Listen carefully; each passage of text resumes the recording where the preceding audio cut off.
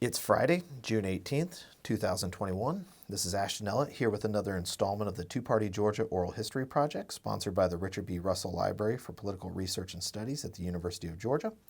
I'm here today with Dr. Paul Bolster in Athens, Georgia. Dr. Bolster is a graduate of Eastern Baptist College and Mississippi College. He earned his doctoral degree in history from the University of Georgia, and he worked for several years as a professor of history at Clark Atlanta University. He later earned his JD from Georgia State University College of Law while teaching and serving as a state representative from Atlanta. After retiring from the General Assembly, Dr. Bolster worked for the Georgia and American Hospital Associations, St. Joseph Mercy Care Services, and the nonprofit Support Housing, LLC. He is currently a freelance speaker and writer, and his book, Saving the Georgia Coast, A Political History of the Coastal Marshlands Protection Act, was recently published by the University of Georgia Press. Paul, thank you for traveling to Athens to talk history and politics with me today. I really appreciate it. It's great to be here. You're back home. Yeah, I think sometimes on the legislative front, legislators don't get as much credit for the things they do as the people that administer the programs later. Writing the book was fascinating to me because here was Reed Harris, and he gave us a description in a book that he published himself of what his feelings were along the way.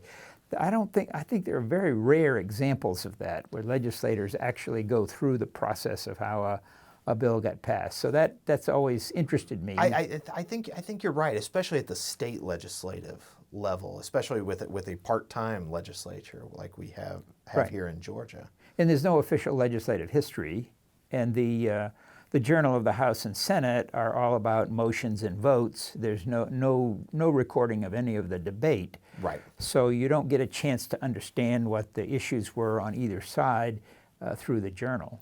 Which I know frustrates a lot of historians and political scientists like you and me. Yeah. Sometimes. Well, you're dependent on the reporters in the room and the written press, and then that becomes another issue when there is fewer, reporters out there following the day-to-day debate. But historically, the Capitol Press Corps here in Georgia has been one of the strongest, in my opinion, one of the strongest in the country, covering politics under the Gold Dome with Bill Shipp, Tom Crawford, Jim Galloway, Greg Bluestein. But you're right, it seems to be a shrieking. Well, Tom Crawford is an interesting example of that, because when he left the paper, he started his own newsletter. So I think there are a lot of specialized newsletters. There are obviously lots of sites that you can follow on specialized issues. But in terms of the general public seeing what's going on and seeing what is happening. Right. He and Shipp both sort of made that transition to the more specialized sort of insider take on things. But yeah, I take your point. So let's start. Like me, you're a transplant to Georgia. So tell me, where did you grow up and spend your time in your youth? Well, my dad was a little country preacher. He had his first church. He's actually a Canadian immigrant. Came across the border to marry my mother in northern Maine, and then they had little churches in Maine and little churches in New Hampshire. I think on his tombstone we put down he served 28 churches. Wow. So oftentimes there were more than one. In one case, he had 6 churches at the same time. So was that a circuit rider or? Well, there was in Maine. I guess what denomination? He was a Baptist. He was. Yeah, on the conservative side, but stayed in the American Baptist Convention. Didn't split with them. His churches didn't split with them. It was called a larger parish in Maine, where he had 3 churches, and then the next pastor left who had 4 churches, and so he had 7 of them for about 6 months. So he just kind of almost do a little circuit like a Methodist. When you got to fill in where the holes are, I suppose. Yeah. So I graduated from high school in New Hampshire, southern New Hampshire. One of the wonderful things is Alan Shepard was from my town. Oh, really? The first American astronaut, and he came to my graduation. And if you saw my diploma, I got him to sign my diploma. So I have Alan Shepard's signature on my diploma. That's great. Little school, little interesting school, because it was private school that everybody in the town went to. So the town didn't have a high school of its own. That's it unusual. contracted with Pinkerton Academy to provide the high school education. Huh. So it was kind of unique. That's very, very unique. Yeah. Very, the town meetings and everything. There are places in New England that have that kind of old Interesting. relationship where there were strong private schools that had a close relationship with the community. Sort of like the public schools in England and Scotland, much closer to the communities and everything. So tell me, your father being a preacher, was your family politically involved or interested or attuned to politics? My dad was, as a naturalized citizen, he was very interested in it. So I can remember listening to Republican conventions, Democratic conventions on the radio, of all things, in the 1950s. I remember when Eisenhower went to the border in Korea to try to see if he could stop the Korean, trying to peace in Korea. I remember sitting next to my dad, listening to the radio while the reporters are talking about Eisenhower going to the 38th parallel. Right. Anyway, so my dad was very attuned to, interested, and that might have been because he was a naturalized citizen, so it might have made him more curious about those kind of things. So growing up in New England in the 50s, that was still a staunchly Republican part of the country. Although New Hampshire had a bit more independence than, say, like a Maine or Vermont. New Hampshire's always been very independent. It's sort of yo-yoed back and forth because some of the most conservative senators of the 50s, 60s came out of New Hampshire. Yeah. So did your family identify as Republican or Democrat? My dad was a clear Republican, and I remember it sort of shocking to me that when in the 1960 election, a number of my friends in high school, they were for this guy Kennedy, and I couldn't understand that for a while. I did go and hear him in Manchester, and I probably at that point became a Kennedy supporter in my mind, not that I was doing anything in the election. Sure. And then in college, studying the history, I was a history major in college. Right. I became convinced through the work of the New Deal and other things that the Democratic Party was more likely to be on the side of the small little guy, and I identified with the small little guy. So you went to college in Eastern Baptist College in Pennsylvania. Right. Was that because of your family's ties, your father's ties to the Baptist church? Well, my brother was there before me, and for preachers' kids, they had a 25% reduction in There you go. in tuition. There you go. And a little work scholarship and things like that. I had $1,500 in my bank account because I worked in the drugstore. Okay. And my dad paid the tuition the first semester, and then I paid the rest of it. At an era when you could work in the summer, you could work and you could actually pay for your college degree. Not always the way. Yeah, when I was done, I had zero in that little bank account I had saved during my early years. So you mentioned you were a history major. What drew you to history as opposed to theology or some other major in college? Gee, I don't know the answer to that. I know my introduction to philosophy. They had me read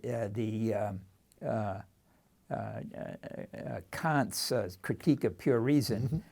I didn't understand any of that, and so it was sort of like what you did well in to some extent. I didn't do well in that philosophy class. In the science class, my roommate was a biology major, and he would read the chapter in about a half an hour.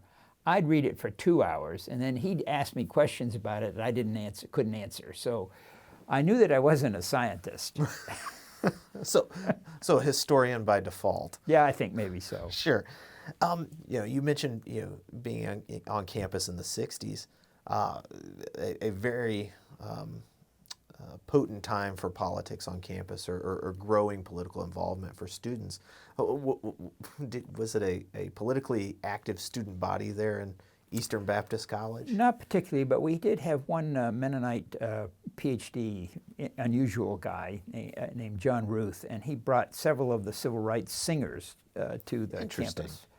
So I heard the Albany Singers actually on campus. That gave me an early introduction to the civil rights movement's issues. And then I guess to get on with the hardest issue for, I guess, males of my age was Vietnam. So for a long time there were educational deferments, so there wasn't any issue while I was in college. Then when I graduated, I had a physical, and they said I was prime meat to go to Vietnam, and I didn't want to go. So I had an opportunity to go into graduate school in Mississippi and then a PhD program in Athens. I was at one point willing to be a medic, but couldn't see myself with a gun over there trying to shoot people that were looking for their own independence. The war never made any sense to me. So there was some hard choices for males at that time. You could go in and fight for your buddies, which is more what people did, or you could become a conscientious objector, and I had friends that did that, or you could go to Canada. And I had relatives still in Canada, and my wife and I, we talked about it a number of times. If we got down to the very end and there were no other alternatives, we were going to Canada. And I realized at the time that probably was the end of any political career. So that was something in the back of your mind, politics? Yeah. Well, it worried me a little bit. When I started running in politics, it worried me. I could see that would have sort of eliminated me as any political leadership at the time. I see. There just was no support for people that weren't willing to go and sacrifice themselves in Vietnam. Well, it was even once President Carter was in office and offered clemency to draft dodgers and everything. It was still politically unpopular. So I take your point. I managed to avoid the label draft dodger, but. Was that because your number never came up? When the numbers thing came, I had a high number. Okay. So that was kind of the end of that issue. I could probably explain that a lot simpler. No. So you said you went to Mississippi. Grew up in New Hampshire, college in Pennsylvania, Clinton, Mississippi. Well, I had a choice of going and teaching or being a teaching assistant in Clinton, Mississippi, or running around with an M16 rifle in Vietnam. And that answered that question. I mean, it seemed to be a logical thing for me was to go to Mississippi. So what was your first impression of Mississippi as a Yankee, as a Northerner? That's kind of hard to. It was really at the height of a lot of civil rights issues that were going on in the state. But I was in a Baptist Mississippi College, a Baptist school. Didn't have much conflict. I don't know if it had desegregated at that point or not. I can't really recall that, but it was pretty much a white kind of campus. Sure. I was shocked at some of the good old boys and how they operated on campus. Anyway, how do you mean? Do you just? I don't want to talk about that. Raucous and bumptious behavior. Well, yeah, they were sowing their wild oats. Say no more. Yeah. Say no more. So, there's one thing to study history as an undergrad and everything, but to pursue a PhD. Obviously, your interest and love of the craft or the topic was enough to lead you to apply to the University of Georgia. Right. I had a wonderful professor in college, Larry Ziegler. I loved what he could portray, and it seemed to me that history was a way to understand the world around me more than any other subject, and you had in the broadest kinds of ways, and that's what intrigued me about that. And then University of Georgia was a wonderful program. I had a teaching assistantship here for 4 years. My wife ended up getting a master's degree in teaching emotionally disturbed kids. And we did okay. We didn't have much money, but it wasn't very expensive back then. I speak from personal experience as a product of the UGA history department. Yeah. It didn't change much between your time and my time, but you studied with Bob Griffith and Will Holmes, Right? And Garrett. Anyway, he was great on the progressive era. And I had a dissertation topic that didn't work out very well. It was in religious history, and it just wasn't working. And so Bob Griffith suggested I write on the civil rights movements in Georgia, and that was a great experience. So a lot of it was oral history, travel the state. Sure.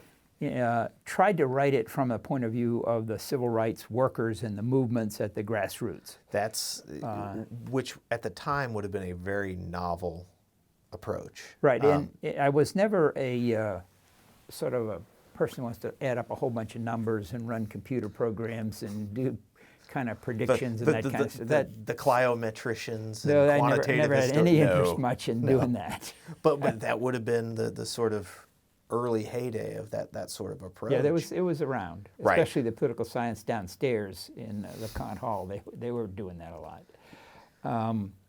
So that was a wonderful experience. My wife was great editor. She's still a great editor and helped me a lot and did all the typing. At one point back then, the students don't understand this maybe today, but I did one chapter, and Bob said, "Well, that should be 3 chapters." So the one chapter became 3 chapters. This sounds very. I'm having flashbacks and cold sweats. He wanted more industry background and things like that. So I did that. I then did the other chapters. We turned it in, and then he kind of marked it all up and stuff, and I had to make some changes with that, and then came back the next time. And the point was, when you make changes in it, you had to type from page 1 all the way through page 300. So the next time I came back with having made those revisions, I said, maybe this is time here. we could do this thing rather than have to change the page nature and where all the footnotes land and all that kind of stuff. The technical stuff of the that formatting was very difficult. So I persuaded him it was time for me to go to the committee and see what they had to say. So you mentioned oral histories, and I actually called up a copy of your dissertation, which we have here in the building, and you interviewed folks like John Lewis, Julian Bond, Lonnie King, Charles Sherrod, C.B. King, Hosea Williams, Francis Pauley, Constance Curry, Winifred. How were you able to interview all of these leaders? They were of the very movement? accessible. I just called them up and drove down there and went to the SCLC offices to interview Hosea Williams. It's sort of tragic a little bit. I feel guilty about this because I had a little cassette tape recorder, and those are still sitting up in my attic, and I'm sure that they are probably completely unusable, but I'm willing to find out. Okay, I would love it if you would. The archivist in me would love. Yeah. But I interviewed people in America. I did 3 cities where I looked in more detail at the movement. One was Albany, one was Savannah, and one was Americus. And so went to each one of those cities. I'm going to miss his name again. The wonderful guy that was the head of the NACP in Savannah. He was a postman, and he kept that organization together for many, many, many years. I interviewed him, and then interviewed 3 of his major people in the NACP. That was an example where the NACP was the core of the Savannah Civil Rights Movement. It wasn't other organizations. Not like the SCLC in Atlanta or something like that, or SNCC even. Yeah. I guess at the earlier point. There was a big blow-up between W.W. Law and Hosea Williams that was sort of tragic in a way.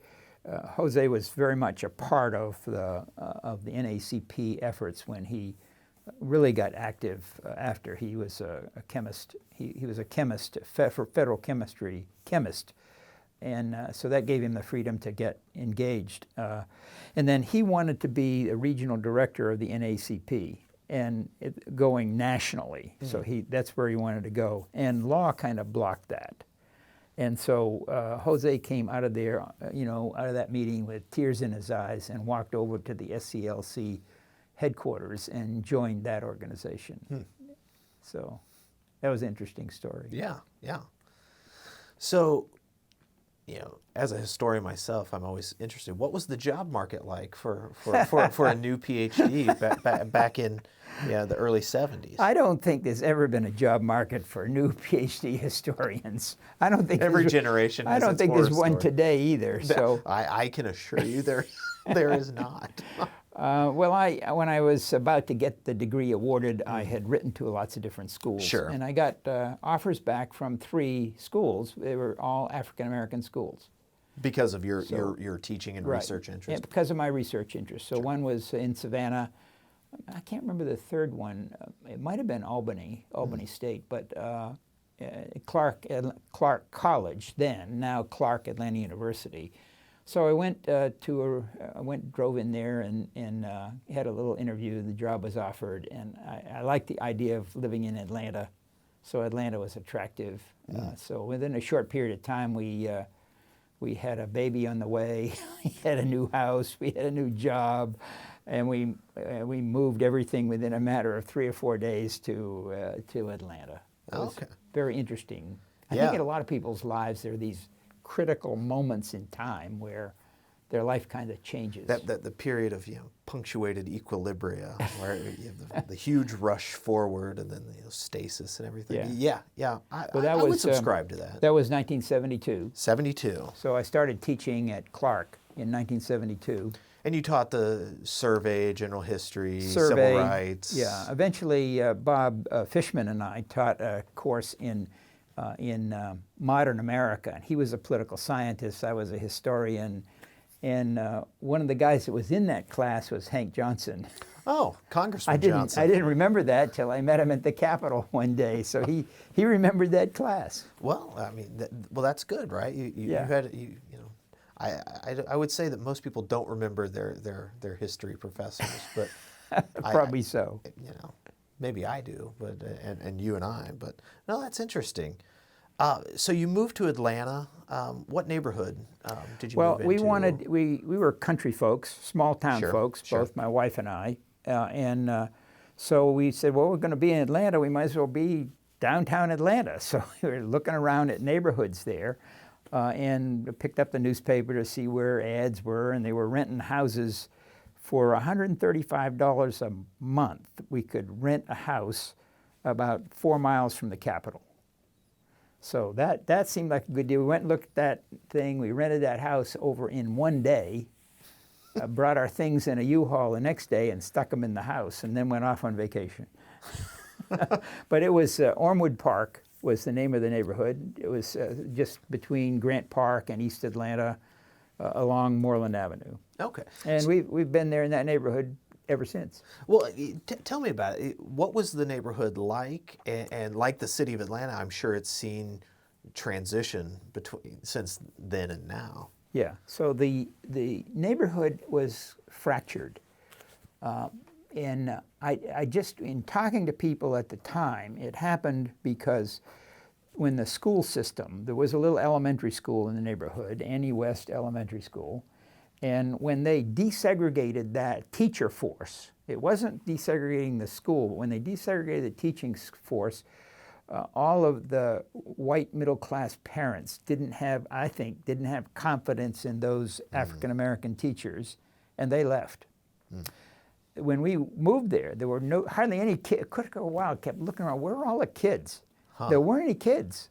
All the families had kind of picked up and left. And the neighborhood was, every 5th house had a big sign in it, protected by the FBI. And that meant that it had been foreclosed on by HUD. So people walked away from their mortgages in the sort of the heyday of the white flight. But the neighborhood didn't change completely because most of the people that were there didn't have any kids yet. So there was a big older population that didn't worry Okay, about the schools, and they all stayed. I see. So it didn't go through some kind of rapid, racial transition. And I think the African-American families that were looking for new places to live, they kind of skipped over and went further out, looking for a more of a suburban kind of experience. Oh, I see. So racially, it always stayed fairly steady. Interesting. My kids went to school with a bunch of kids from Cabbagetown who were mill kids, so there was some interesting things that my kids experienced with the white kids in the neighborhood. Mm-hmm. And they got a good education there. Sure, sure. So you get settled, like you said, house, family, new job. What compelled you to run for office? Well, You didn't have enough going on. well, it was the it was the 60s. In the 60s, I was sitting over here in the library at University of Georgia in a graduate carrel upstairs, or downstairs cranking microfilm for seemed like years. And I felt like I was sort of I was a non-player in the culture and the politics that was around me. So that was an interesting decision, because I had only been in the neighborhood, in the district, for 18 months when I got elected to the legislature. It is a commentary, and nobody ran against me, so I was unopposed, which is That's the best way to run. But part of it was that there weren't many middle-class people, either black or white, who had enough income or had capacity that they could possibly think about being in the legislature. Right. Again, the part-time legislature. And I think teaching at Clark gave me credibility in the black community, and the district was about 60% African American. Okay. And so that gave me credibility on the signs and in the posters and things like that. And I worked hard during the interim year, because I knew the seat was going to be open. John Savage had the seat. He's a Republican turned Democrat. Well, he's an interesting guy. He ran in 2 primaries at the same time. They changed the state law and prevented him from doing that in the future. But he got more votes as a Democrat than he got as a Republican. But he stayed a Republican, and he was running for lieutenant governor. Right. In 1974. Because Machine Gun Ronnie Thompson won the Republican nomination in 74. Yeah. So I like John. He's a wonderful guy, and he was our dentist as well. So, right. I think I went out and worked for him, even though I was running for my own seat. But I knew that the seat was open, right, well in advance of other people. So I had a chance to go around and shore up neighborhood community leaders and those kind of folks. The other person that was ran for city council in 1971 was John H. Calhoun. African-American, Yep. Had an incredible history back in the 40s. He actually ran for Congress, and he was the head of the Atlanta NAACP. He's responsible, some people say, for smuggling the NAACP documents out of Mississippi or Alabama, I guess it was. Interesting. I'd never heard that. So that the state didn't get control over them and then publicize all the names that were members of the NAACP back then.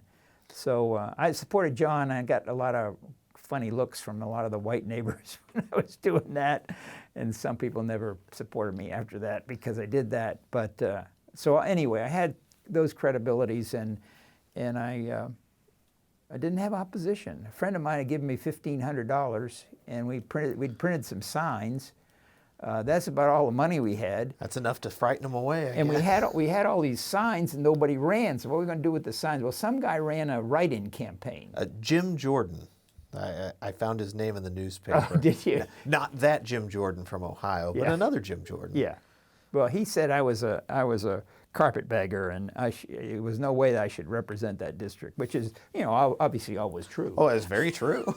True enough. But he ran a write-in campaign. I remember being at the polls helping some lady vote for him because she had known him. He had taken care of her lawn and that kind of thing, and she wanted to vote for him. So I remember managed to help her. I think he got 8 or 9 votes or something. But we got a chance to put the posters up. Well, there you go. They were terrible posters. But they were posters, and That's right. and you They were had them. posters. So that's so different from campaigning Oh, yeah. today. It's just remarkable how professionalization and money-oriented campaigns are now. Right. We didn't have any money. Well, tell me about tell me about your colleagues in the Fulton delegation. Well, the first story I wanted to tell Sure. is when I walked into the Capitol, being representative-elect. That was an interesting experience because I had never been in the Capitol before. So, I mean, that's unusual in that respect. And Sure. I went to see Barbara Couch at the Fulton County delegation, and she was a little surprised to see this white professor from Clark, from an African-American district, walk into the office. They expected me to be from a different race. Sure. Understandable. Yeah. So you're a Democrat. Yeah. At the time, the Fulton delegation, there was a decent mix of Republicans. Most of the Republicans were from DeKalb, Fulton, East Cobb area. Tell me about those colleagues, your Democratic colleagues, and then maybe your Republican colleagues. Well, the quality of people that were in that delegation when I got there just was really amazing to me. And I probably learned a great deal from them. I had a great deal of respect for them, even though I was this kind of intellectual hotshot, I thought. But Sidney Marcus ran the delegation.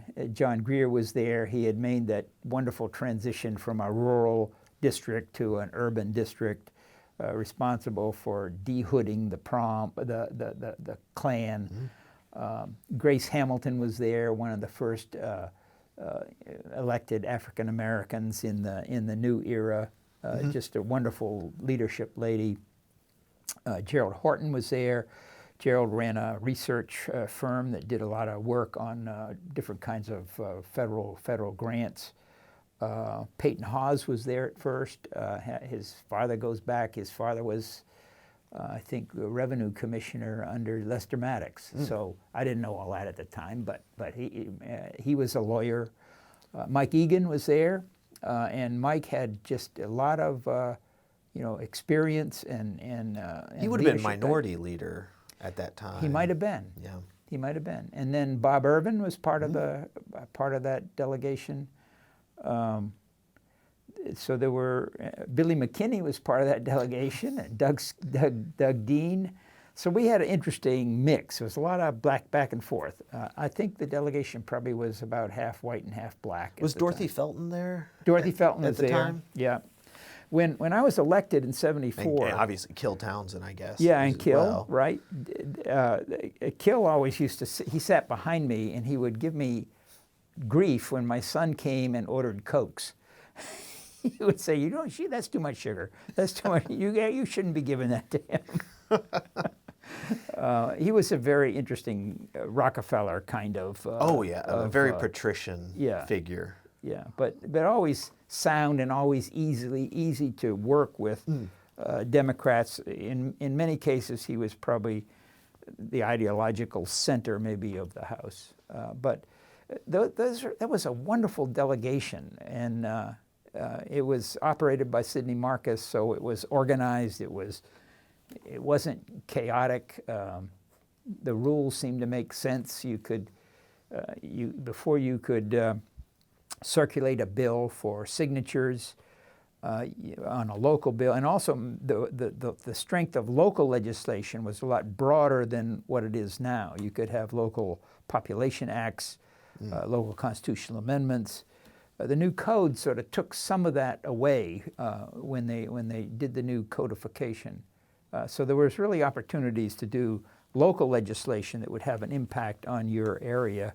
And I sort of liked that and enjoyed that. But Sidney did a great job of running the delegation. One time I remember I was the head of the retirement committee of the delegation. And it dealt with all the retirement plans of Fulton and the city of Atlanta. And so one day I was going to tell them what this bill was, and I took my glasses off and I was walking back and forth. And Sidney says, "Okay, Professor." You know, I was acting like I was in front of the student class or some sort. You weren't going to lecture I was Representative Marcus. lecturing. My wife says I do that a little bit. I think all academics are guilty of that. So Yeah. we come by it naturally, or maybe it was forced upon us. I don't know. Yeah. So tell me, what was your freshman year like? In back then, a lot of those legislators were there a long time. They had established careers. What was it like as a new freshman? Well, I probably should have been learning more than I did, but I was probably an activist kind of freshman. The circumstances, I think, are important to understand what was going on in the whole House. Sure. What encouraged me about wanting to be in the legislature was the existence, kind of a vague existence in my head, of an urban caucus. So urban issues were going to be addressed by an urban caucus. Right. And describe that. Well, for folks. I think all the urban I was not a part of that. Never got to go into one of those meetings, but it existed before I got there. They would debate urban issues. I know one issue that we dealt with was local option sales tax, and kind of the urban caucus got together a little bit and pushed that when I was there. But the urban caucus was members of the House from the different cities, and they wanted those they wanted city issues to kind of be dealt with more effectively. Sure. And this was during a period of rural domination of the legislature. At least the leadership was rural. Very much. And very even much. the membership, reapportionment, and the new census and the growth of urban areas hadn't taken over quite as much. Right.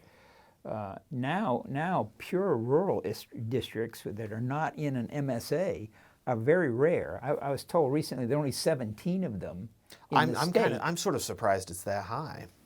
But and there are only I trust 3 you. Senate districts Oh, that don't have part of a metropolitan statistical area. South Georgia. Yeah, the urbanization has, over the last 30, 40 years, has been substantial. Well, so when I came in, the Speaker had been elected to a partial term of George L. Smith. George L. Smith died between 72 and 74. I think probably in 73. I believe he died December of 73. Yeah. So then they had, before session. So then they had an election of who was going to be Speaker. So some deals happened then that I didn't know much about. And I think when the Speaker came in, he I don't know if it all happened then or happened in 74, but a lot of those urban caucus members, the leadership, became committee chairs. Mm-hmm. So the urban caucus kind of went away because the Speaker had given power to Sidney Marcus as chairman of the Ways and Means Committee, chairman of Health and Ecology. The Speaker kept Ways and Means, and he kept appropriations in a rural domination, so rural membership. But Frank Pinkston from Macon was a chair. Joe Mack Wilson became a vice chair of from Marietta. From Marietta of Ways and Means. Gerald Horton became head of Industry Committee. G.D. Adams was head of State Planning and Community Affairs. So a lot of the urban legislators actually became part of the Speaker's team. That's interesting because originally there was an effort to convince George Busby, who had been George L's protege, to stop this run for governor, because he was the House Majority Leader, and they saw the only chance of stopping Tom Murphy was if George Busby would stay and become Speaker, and Busby said no. And I think Robin Harris of DeKalb County, Decatur, ran against. I think I have that correct. That probably is in the caucus replacement. Meeting. Correct. When they were trying to replace the Speaker. Correct. And so it's very interesting that. So I missed out on all that maneuvering. Yeah, you would have missed out on the caucus maneuvering. I missed out on all of the maneuvering. deals that got made.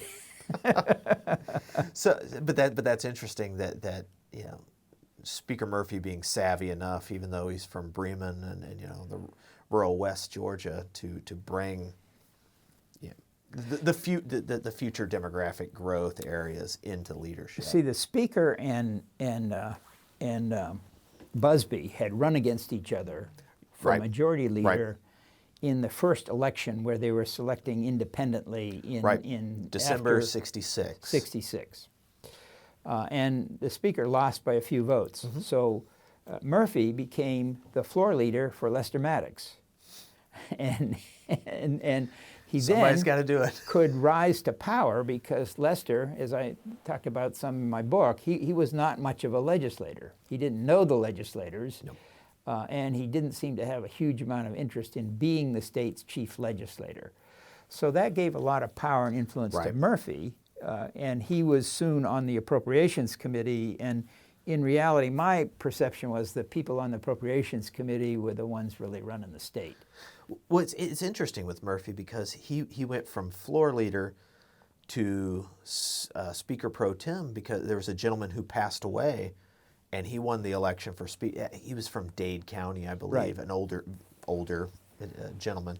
So it's interesting. So Speaker Murphy advanced in the leadership twice because of deaths. Yeah. In the leadership. There's an interesting story in my book, and I think this is correct, is that it's at a critical point in the passage of the Coastal Marshland Protection Act. Reed Harris wanted to get the floor so he could make a motion. And the Speaker recognized him. Now, I have to go back a little bit. Murphy was pro tem, and so occasionally he got to chair the body when Sure. when the Speaker was off doing something else, playing golf or whatever. Maybe a important meeting somewhere. And Murphy instituted the thing that the little parliamentary thing that if a person asked for recognition, he would ask them, for what purpose does the gentleman rise? And if you rose to make a motion, he'd say you're out of order. He wouldn't let you get up to make a motion. Because the Speaker's also the parliamentarian. Right. So George L. Smith, before that, had just recognized a person looking for the floor. Once you have the floor, you could do anything you wanted to do. So you could make a motion. So Murphy found that a little chaotic in terms of managing the flow of legislation through the body. Sure. And so he had, and then George L. Smith adopted that idea. So he began to use the same particular approach. I thought that there's a tape of Murphy talking about that at Georgia State. So tell me, what everybody has an opinion about Speaker Murphy, and sometimes those opinions changed over time. You were in the legislature long enough and knew Speaker Murphy well enough. What was your impression of him as a young freshman legislator, and how did that change over time? And we can talk about the 76 speaker's race. And Yeah, well, it all sort of, I guess sure, it all just blended together. My understanding of the Speaker, I mean, first of all, I think the Speaker was a masterful person of being able to take all of the interests in Georgia and kind of pragmatically and simply kind of weave them together. So you have the World Congress Center, you have MARTA, you have all the things that are done for Atlanta, but also you have a huge road program for rural areas, you have school things. You have other, I don't know as much about what he did for the rural areas, but Sure. he was certainly aware of all the needs of different parts of the state. So masterful job. I always kind of wondered, as an academic, well, what's his political philosophy? And I never could really figure out what that was, except occasionally I'd heard him say, well, I'm for the working man. Now, I think he meant the man too, but he changed on that, so it meant he's for the working person. I thought that was an interesting, very simple way of explaining maybe what motivated him. Would this help average people? The sort of New Deal Rooseveltian. I think he was a New Deal Roosevelt kind of guy. But there were some conservative elements within him. He wasn't a pure Democratic liberal by any means. Like seatbelt laws. That's always an example of something that Speaker Murphy was.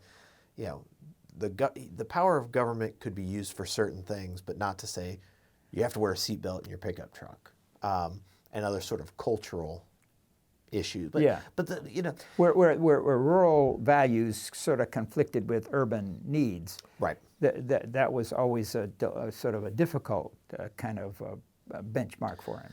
And I've always heard that Speaker Murphy and the leadership more generally of the Democratic leadership were very interested in muting or sidelining those cultural wedge issues that may have split a sort of big tent party like the Georgia Democratic Party in the 70s and 80s, where race, abortion, gun control, those issues that rose up as wedge issues in the 90s and 2000s. Yeah, I think he would keep those out of the debate. Right. I think I would sort of agree with that, and the issues of abortion and all those kind of things. And I don't ever remember having a vote on that. Exactly. I don't think he was terribly pleased that the Equal Rights Amendment got up for a vote.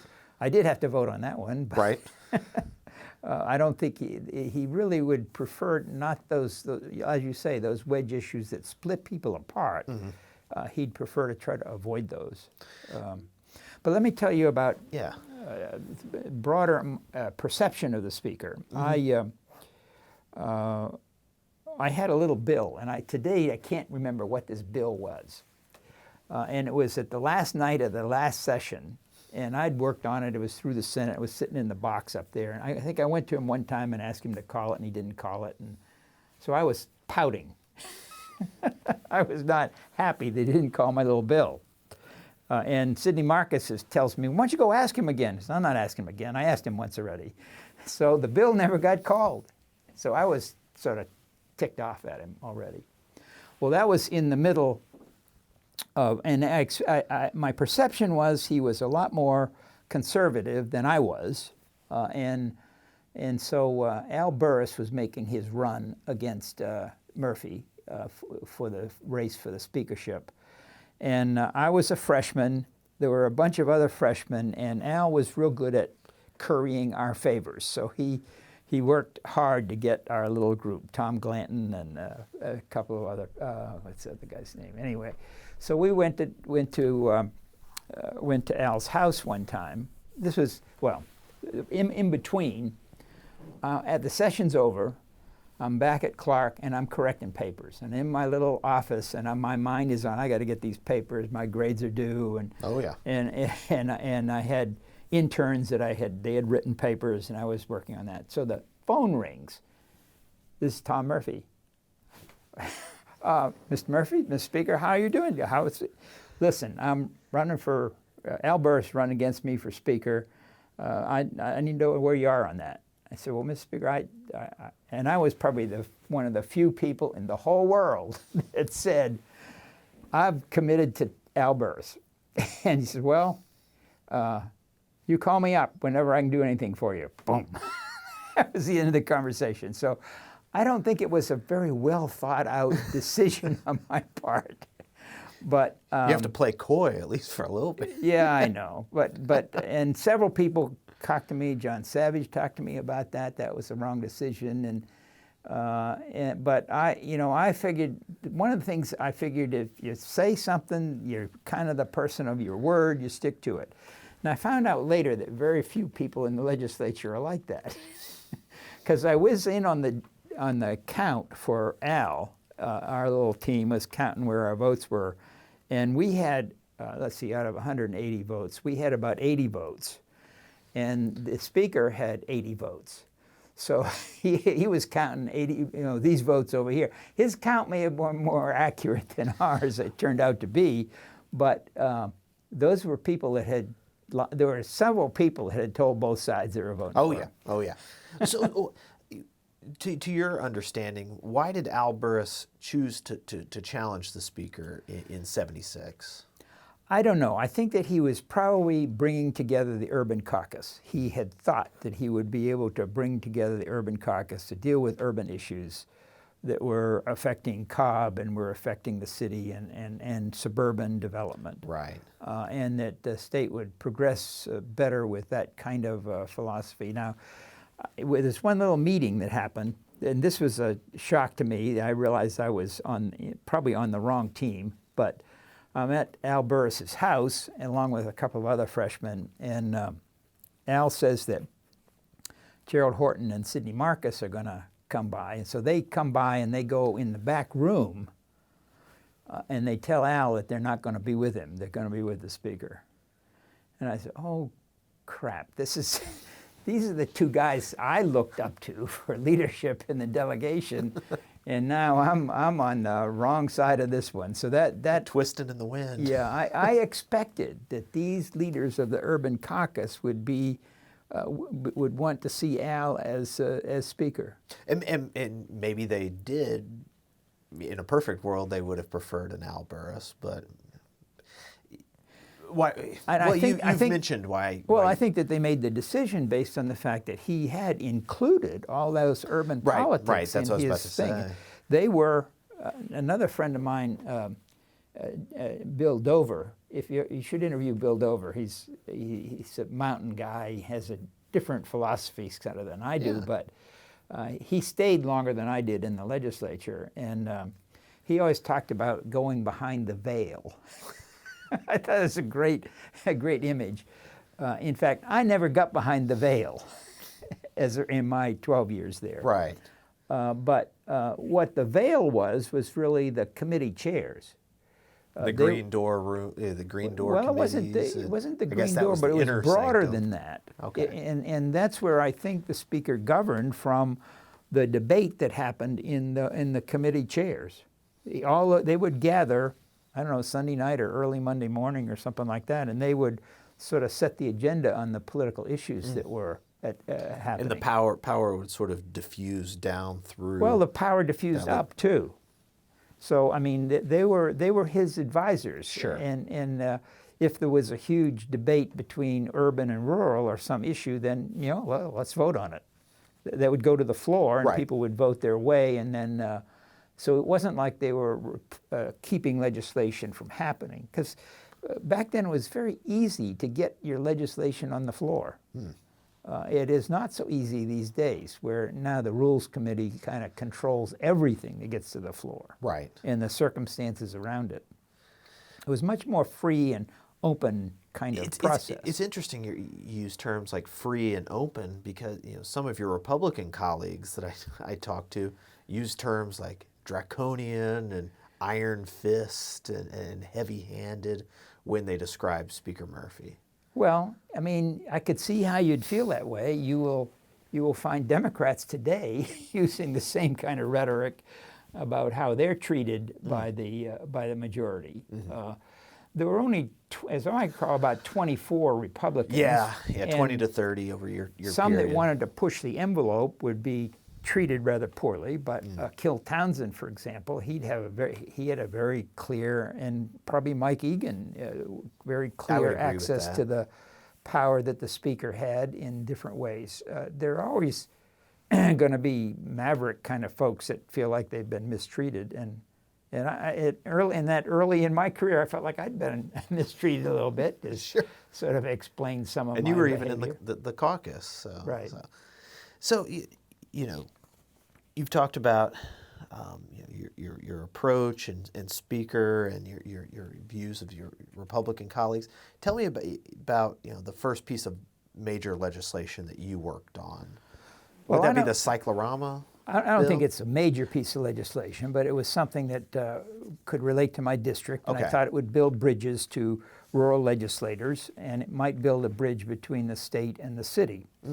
This is the time when Maynard Jackson had just been elected mayor. Right. And the cyclorama was falling apart.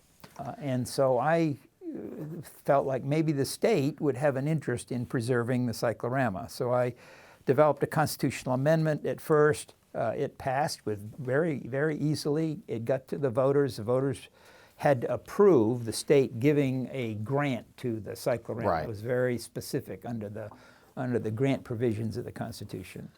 And then following that, the legislation, and then the state put up $1.5 million in a fund. The city couldn't get it until it found the rest of the money.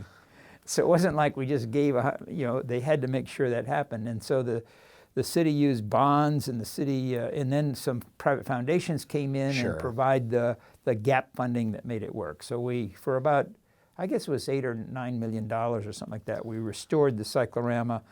That was a good thing for me to do, both for my district and the city, and I think it built a little bit of a bridge with the mayor, because there was a lot of antagonism between the first black mayor of Atlanta and the legislative leadership. But legislators love to bring their constituents, and Bill Alexander, who was the lobbyist for the city, he'd always have free passes to the cyclorama, so it gave him a chance to kind of contact with legislators so their constituents could go to the cyclorama. Right. That was a huge thing back in the 50s, where people would drive in to go to see the cyclorama, of all things, but not so much today. Right. Well, you mentioned local legislation earlier, and sometimes you think about the urban caucus, and they sort of all have these interests in certain issues. But what were the divisions within the Fulton delegation on local bills, like taxes or issues like that would separate, say, a Paul Bolster from a Bob Irvin or a Kill Townsend? Well, the tax issues would not be dealt with on a local legislation. Okay. Very, very seldom was there anything. I think the only tax issue that you could deal with in the local level would be like a homestead exemption. For some reason, that's an area, but any change in the general tax structure is going to be general legislation. Right. So we didn't really have a whole lot of divisions about that, I don't think. The one little bill that I did, which I was proud of, somebody in the southern part of my district, there was somebody had created co-op housing. It was for low-income, affordable housing, and it was the co-op model, where you own a share in the whole building. You don't own your unit. It's not a condo. But you are then assigned a unit in the building. More like the council housing. And people couldn't get a homestead exemption for that. So I got interested in that. And again, that was a little constitutional amendment that actually had to go statewide. Interesting. That allowed a co-op to get a homestead exemption. So it was an interesting idea that kind of came out of the district that seemed to me to have some justice behind it. And obviously the people in that housing were mainly African Americans, and they were not getting as good a tax break from their ownership position. Was there any discussion of, and obviously this wouldn't come to fruition until the Republicans took power in the 2000s, but sort of the cityhood movement, the push for incorporating cities in Fulton County, was that percolating? Obviously it never happened until the new millennium, but were those feelings and beliefs there at the time in the 70s and 80s when you were in the legislature? Well, there would be two things that were going on. One of the things was trying to consolidate government, and in Atlanta we oftentimes worked on consolidating government services, as opposed to trying to, and that might be a stepping stone to getting a more efficient system of government between counties and cities. So there was a lot of that kind of activity go on. And that was pretty much nonpartisan, I think. Paul Coverdale had a think tank of intellectuals that worked for him, and they were always kind of moving in that direction of trying to make government more efficient at the local level. Let's see, I'm off track. There was clearly, Dorothy Felton was a member of she was elected the same time I was, and she was elected as a one-issue person. Sandy Springs. I mean, I hate to say this, but it was that everything was about Sandy Springs. And Eva Columbus was behind her. And so every year there'd be some flap and fight over whether or not Sandy Springs was going to become a city. I don't know about the philosophical issues behind that, because that movement has become a very different kind of it's certainly governance now at the local level, because everybody wants to have their own city. I never quite understood it from the Republican point of view. Is why do you want to have more elected officials? Why do you have more people that are paid to be the elected officials over here? But the other argument was we want decisions to be made more at the local level. Right. I did have an interesting bill. I had some interest in those kind of local things myself because I felt like my neighborhood could get some additional services that we needed if we had a different kind of taxing mechanism. And the one bill I worked on, once again here with Joe Mack Wilson from Cobb, was creating community improvement districts. That was one of my economic development things that I worked on quite hard. That mechanism was that you wouldn't tax, you would have to have a resolution of people that own 75% of the property in the district, and then this entity, the community improvement, the district supervision, they could impose up to 3 or 4 mills of tax on the businesses that were in the area. Okay.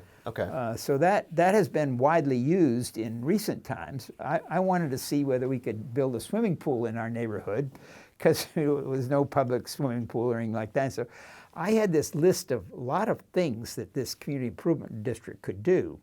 And it was sort of like a sub-subsystem of government. Mm-hmm.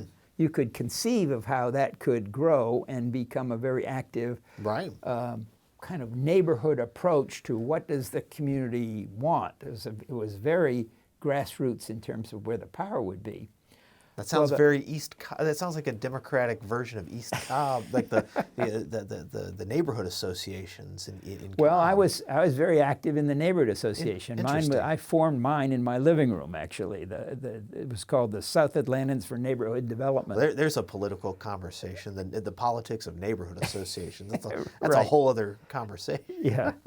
So what happened with that bill? And Joe Mack wanted it because he wanted additional.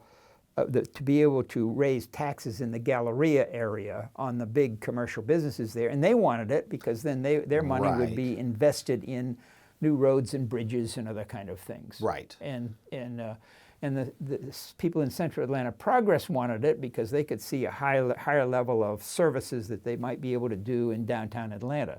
What eventually came out of that was the Ambassador Corps in downtown Atlanta. But when the bill was first introduced, I had this nice long list of things we could do, like parks and other kind of things that you could do with the. I don't know if affordable housing was on there or not. It might have been, but the municipal association came then and had this issue. Now, that's us. We're the cities. Right. You can't do this because the city does this. So the bill got pared down substantially about what the powers of a community improvement district actually are. That was an interesting back and forth between the powers a city and the Georgia Municipal Association defends and this other little entity here that might be able to do some different things on a smaller sub-basis, sub-system of government. Right. So like the special purpose local option sales tax, that would be at a county municipal level. Right. And this would have been the level below that. Yeah, and the city of Atlanta has recently done something like that to help the Beltline. Right. I don't know how that legislation is backed up constitutionally, but within a quarter mile of the Beltline, the businesses are going to pay up to 3 mills more, and that money is going to be used to finish the Beltline. Right. So all the businesses in that quarter mile from either side of it, it's like that kind of a special tax district. Right. Interesting. Yeah, I mean the Beltline. You look at Atlanta property values and home prices, and it's one of those periods in history we're living. We're living through. It's hard for me to understand around me. All the houses around me now are selling for $700,000-800,000, and I bought mine for $14,000. Oh, Paul. So you give a millennial like me just like my first house for $14,000. All that was all affordable for us, low income, middle class people. We could and it was a great opportunity to add to your wealth. And right stuff. place, right time. I don't know how people do it today. A lot of them don't. Yeah.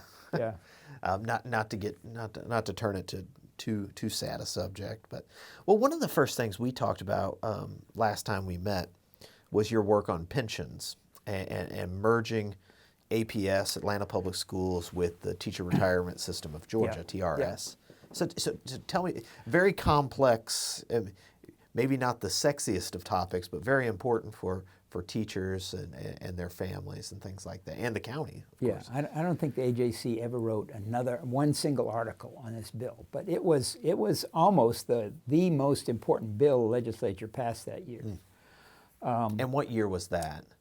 You know, I knew you were going to ask me that. It I don't know well, exactly. but Busby would have been governor, so we're probably talking 70. No, well, yeah, 76 or 78, somewhere in there, I guess. I don't really. I don't have it written down here. Yeah. I want to say, well, how about this? You mentioned Norman Underwood. Yeah.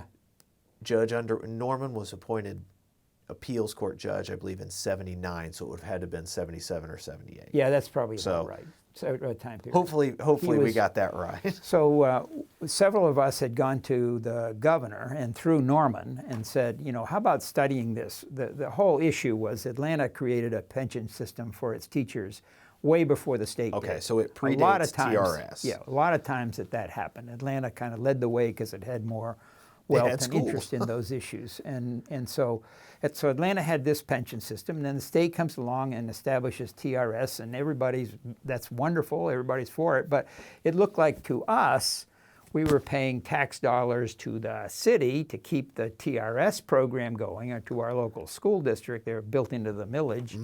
And then we were turning around paying statewide taxes that would go in to support TRS. So it looked like a double taxation without any benefit coming back to the taxpayers of the city of Atlanta. It was a taxpayer kind of issue.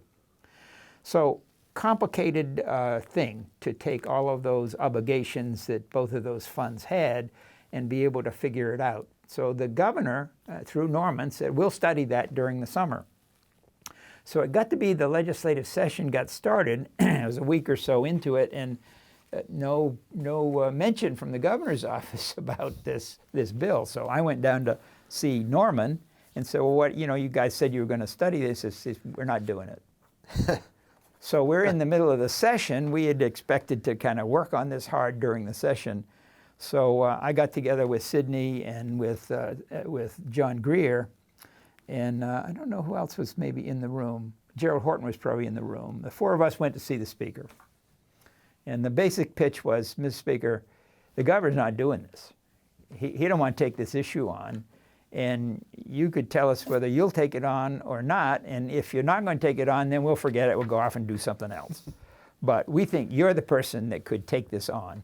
And so I remember the speaker, he had this wonderful thing. He would go like this. He'd go, why is it always me? Why are you always coming to me with this stuff?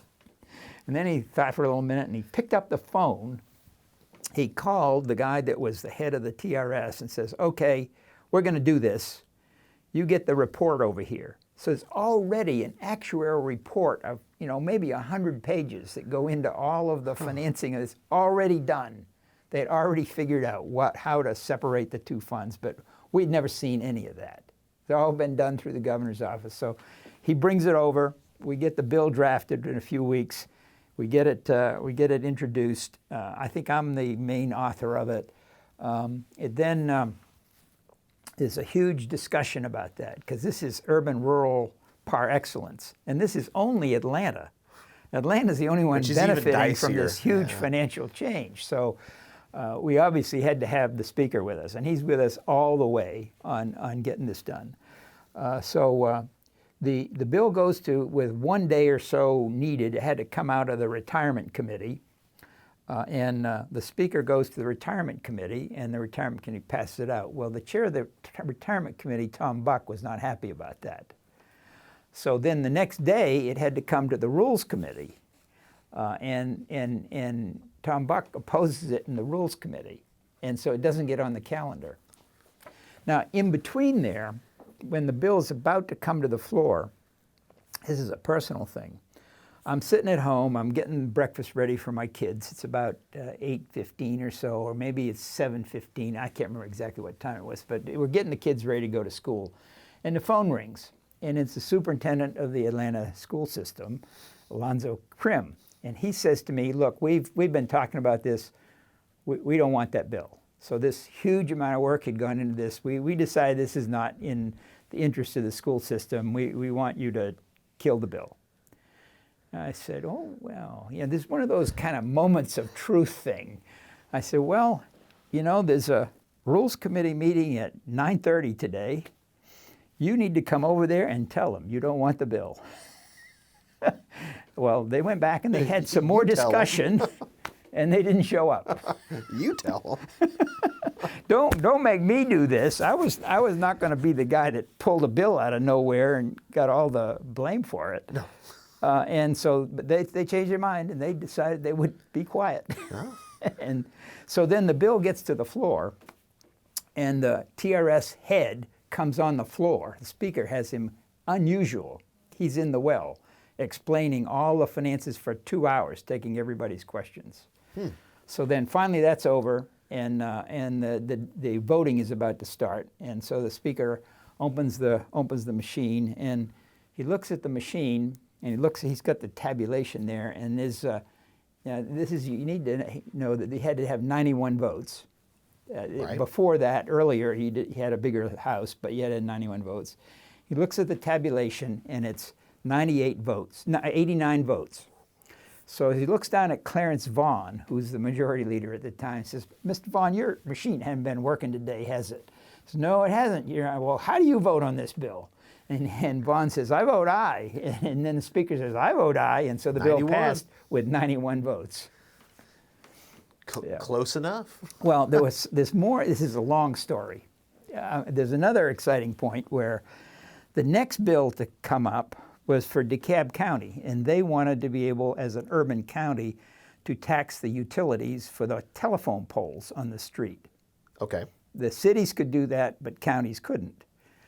And so we would naturally support the guys from there. And but in the middle of the debate, the speaker leaves the chair. He walks up the center aisle. He talks to Gerald Horton, who's sitting on the aisle. He comes around the back, and he's standing over Sidney Marcus, myself, and Mike Nichols. And his word is, you got to vote against this bill. So it was very clear that there was a price to be paid for our success. And so we voted against the bill, and the bill lost by 2 votes. Oh. So the people in DeKalb County didn't like us much. So to still another phase of this, it goes to the Senate and has to have a little amendment made. Oh, yeah. So that means it has to come back to the House on the last night. And we know we've lost all the DeKalb delegation is going to vote against us because of the other issue. So the bill comes up one time, and it doesn't get the votes it needs to adopt the Senate amendment. And then, as people are eating their hot dogs and their varsity, chili dogs, Sidney gets up and says, Mr. Speaker, I move that the House recede from its position on House Bill, I can't remember what the bill was now, and the Speaker takes that vote, and everybody's not paying any attention, and the vote gets 91 votes and passes. And then a little while later, we had to get a local bill passed before, so you couldn't ask for a reconsideration. So there is a local bill in the box. We get that up, and that's been called, and so then it's finally over. You can't go back at that point. It's like football, you got to snap. So one of our snap the opponents ball. gets up and says, Mr. Speaker, what about that bill, we had on that pension thing? What's the status of that one? And he says, Passed. it's law. You missed Well, it. how do you explain the excitement of a series of legislative actions like that, and how intricate they are, and how intellectually challenging they are? How do you make that exciting to people? I think this is about the most exciting. I'm thinking about, if I were writing an article about this for the Georgia Historical Quarterly or something like that, the written word just wouldn't do it justice for an issue like that. Yeah. Well, let's jump from that issue to another issue that gets the heart racing: HMOs. Yeah. Health maintenance organizations. Well, as a graduate student, I had friends that were in Kaiser Permanente out in California, and they were here, and they told me all about that. So I got real interested in the Kaiser kind of model of a closed panel HMO. And then in my first year, I get in a conversation with the director of the state health planning, and she says that we've had this bill drafted to create HMOs, and we thought the governor was going to introduce it. And I said, well, can I look at that bill? Can you let me see that bill? And so she gives me the bill that had been drafted by the administration. Mm-hmm. And I don't know if I asked her or told her I was going to do this, but I then took that bill to Legislative Council, had it drafted. It was about a 40-page bill. They drafted it in form, and I introduced it with 2 or 3 co-sponsors. So I then pushed that bill several times. I got it on the floor twice. It always seemed to be defeated. And the one time I got it on the floor and it passed just in the second year, I think, passed by a very small amount late in the session. It got over to the Senate, and Culver Kidd killed the bill in committee. Silver Fox. I shed some tears over that one. Well, what was the I mean, today, sitting here in 2021, I have an HMO. Millions of people have HMOs. What was the resistance to it in the 70s? It mainly was from the medical practice point of view and from the hospital association. Okay. One morning when the bill was up for consideration, I went and telegrams had come from the Georgia Hospital Association from all over the state. Every legislator had a telegram sitting on their desk, and it was in opposition to this bill. Very powerful. And the Medical Association always looked at that as kind of potentially the corporate practice of medicine, so they were all against it. It was really the medical establishment. But on our side was the insurance companies. So Life of Georgia was down there, always testified for us in the hearings. And so the insurance companies were for it. And there was federal legislation already that we could fit into. So Nixon years, HMOs. Yeah. So my motivation there was I always felt it was health maintenance organizations. And it's one of those things where I should tell you, it finally passed because they went to the Senate with the bill. They hired Johnny Caldwell's daughter to be the lobbyist on it. And let's see, who was the guy that was the Senate author? I'm terrible with names sometimes. But anyway, the bill got passed in the Senate, came over to the House, and they didn't want me to make a speech on the floor. I couldn't resist that, so I made my little speech. But then the bill passed with Johnny Caldwell's lobbyist behind it. So it is an example of sometimes you have an idea about what legislation is going to do, and I love the maintenance idea, health maintenance. We're going to help people maintain their health care. The market ended up not working that way very well, mainly because the federal law said you had a right to leave the HMO after a year. So is the organization going to invest much money in your health, in all kinds of prevention and prenatal care and all those kinds, if you're going to change plans the next year? So it became, I think, for the insurance companies and the business communities a way to ratchet down on costs. So it became a cost control mechanism as opposed to a health maintenance question. And I felt sometimes, maybe 10 years later, I felt a little bit ashamed of the fact that I had helped to make that kind of work. Now, it has, I think, had its positive effects. You do have a bargaining relationship between the insurance HMO people, and some medical providers have formed their own HMOs. So probably in the long run, it helped to reform the industry. Hard to be able to see kind of way down the road of what the implications of that might be. Right. And always been more law that's been added to all that since then. But sure. In Georgia politics, we've been talking about urban issues, health issues, healthcare issues, things like that. But road politics in Georgia, has been incredibly powerful and important, especially in a transportation center or hub like Atlanta.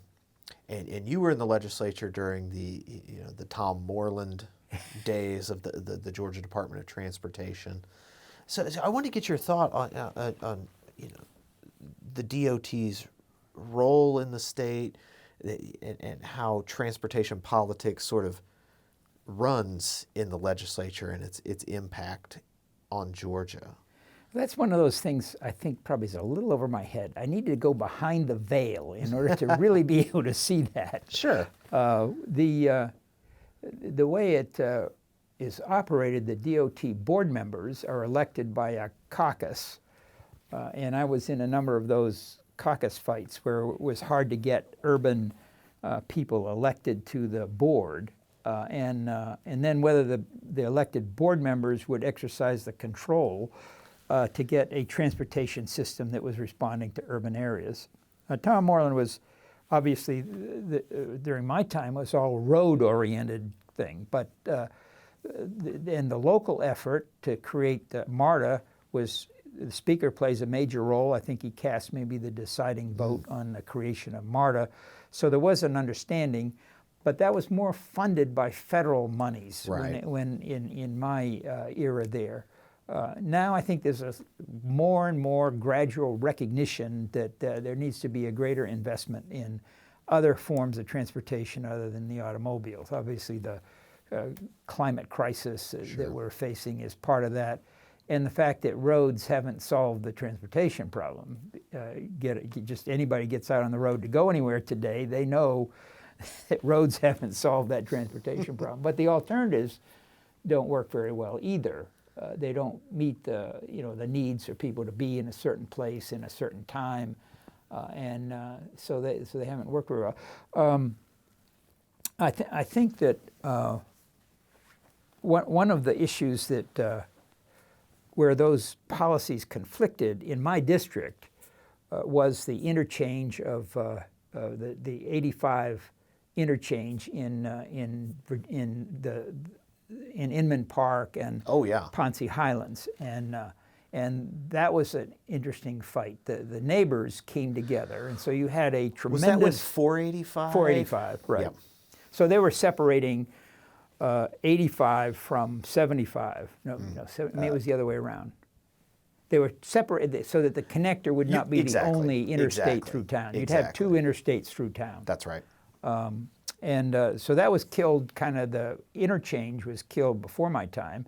And then the question was, and Carter wants his library put there, he makes a deal with Tom Moreland that we're going to put that highway all the way out, and Manuel Maloof wanted it to go to DeKalb County. It was going to connect Ponce and go straight out through the city. So that was a great access for DeKalb County to be able to get in.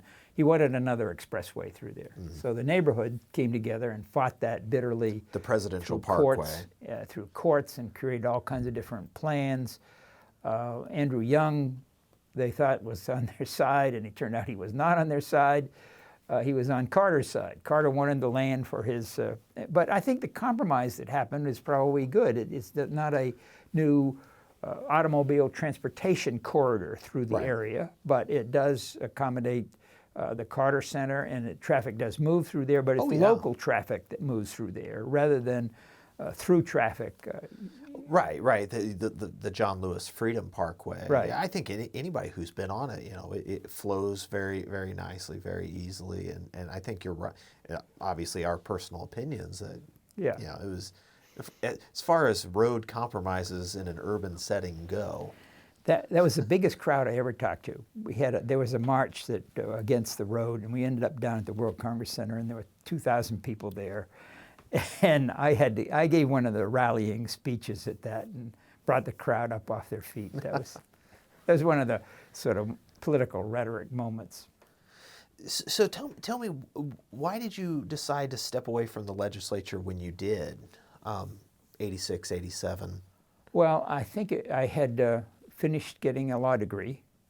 I had young children, and it was more of an economic issue than anything else. Sure. I wanted them to have a college education experience that I'd had, and on the money I was making right then, I couldn't see how that was going to happen. So I was at the top of my class at Georgia State, and was enticed to join Alston and Bird, one of the large law firms in town, and I guess that sort of appealed to me because here I was, this country boy that grew up in rural Maine, and now I was going to be in one of the largest law firms in Atlanta. But that never worked out for me. I was not that kind of person, I guess.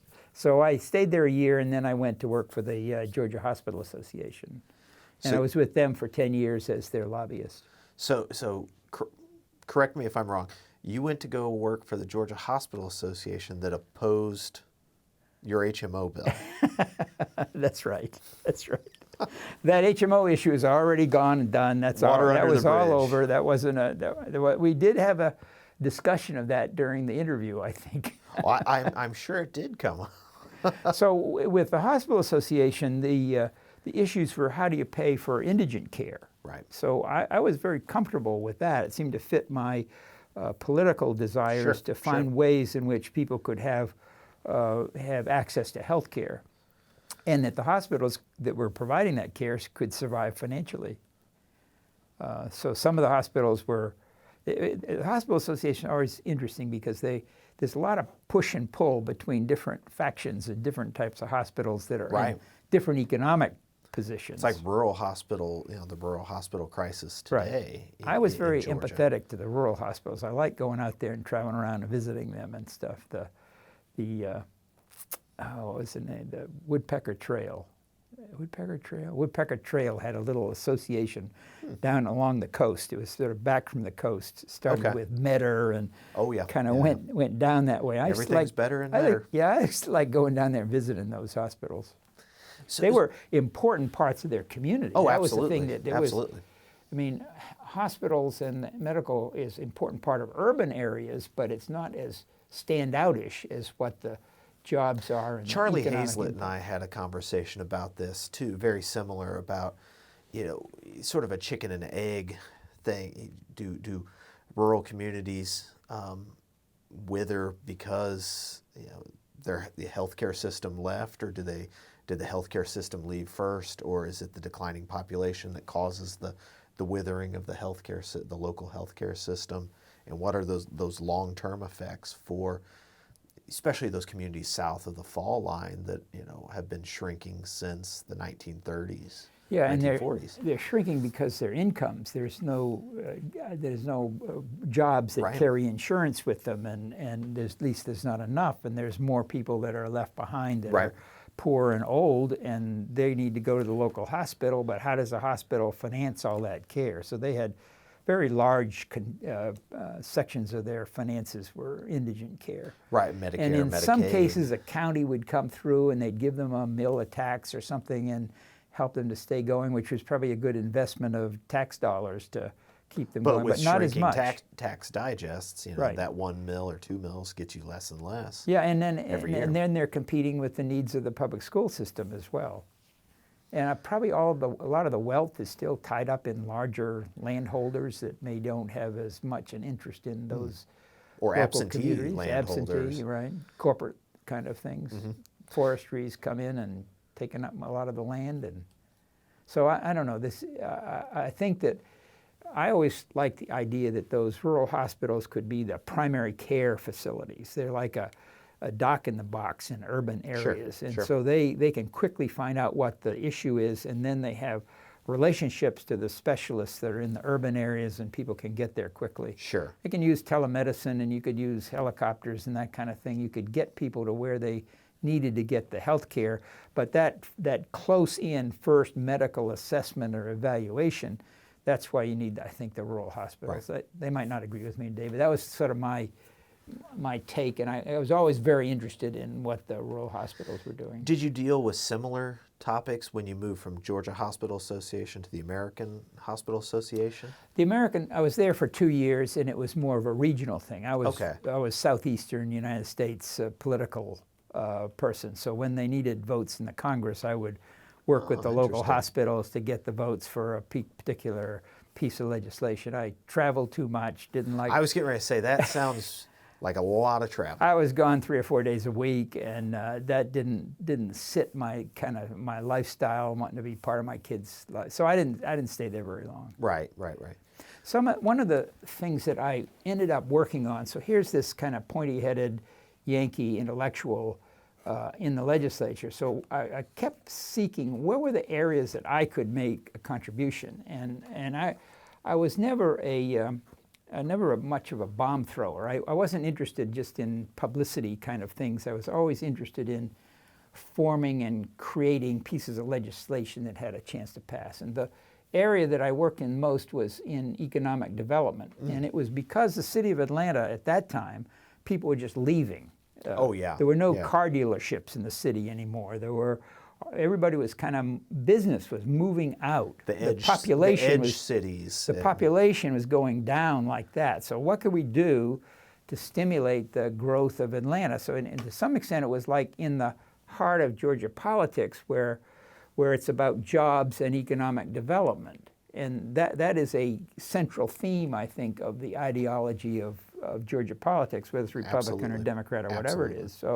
So I found that area I could make some progress. And the city wanted to do tax increment financing. I don't need to go through all of the complexity of that, but that's called a TAD today. Okay. The example is the Beltline in Atlanta. Its basic financing is we're going to take the increased value that the Beltline brings, and we're going to use that in advance with bonds Okay. to build the Beltline. So you're taking actually future growth and you're making the public investment that you need to make. I think Greta did something similar, I believe. Greta, Georgia Regional Transportation Authority probably so. in the Barnes years. Yeah. But so that power was given to local governments, and so I mean, like the Galleria would use it, a whole variety of places would use it. Right. The other thing was the community improvement districts that we've already talked about. And then I was very interested in housing, so I did legislation that local development authorities could abate the taxes on the housing so that you could get new housing development happening, because Atlanta's using population, there weren't any new houses anywhere. Right. Nobody'd ever built a new house in my neighborhood. That's not true anymore. But, so I was trying to work on things with the city to try to stimulate that kind of activity. And one of the bills that was interesting, I had this idea, came from the city, of creating urban residential finance agencies. So every city and county could create a residential finance agency. They could finance housing. The mechanism there was you could float revenue bonds that would be paid off by the project. Now, the revenue would come from the project, pay off the bonds. And the federal government allowed you to do that. They were tax exempt.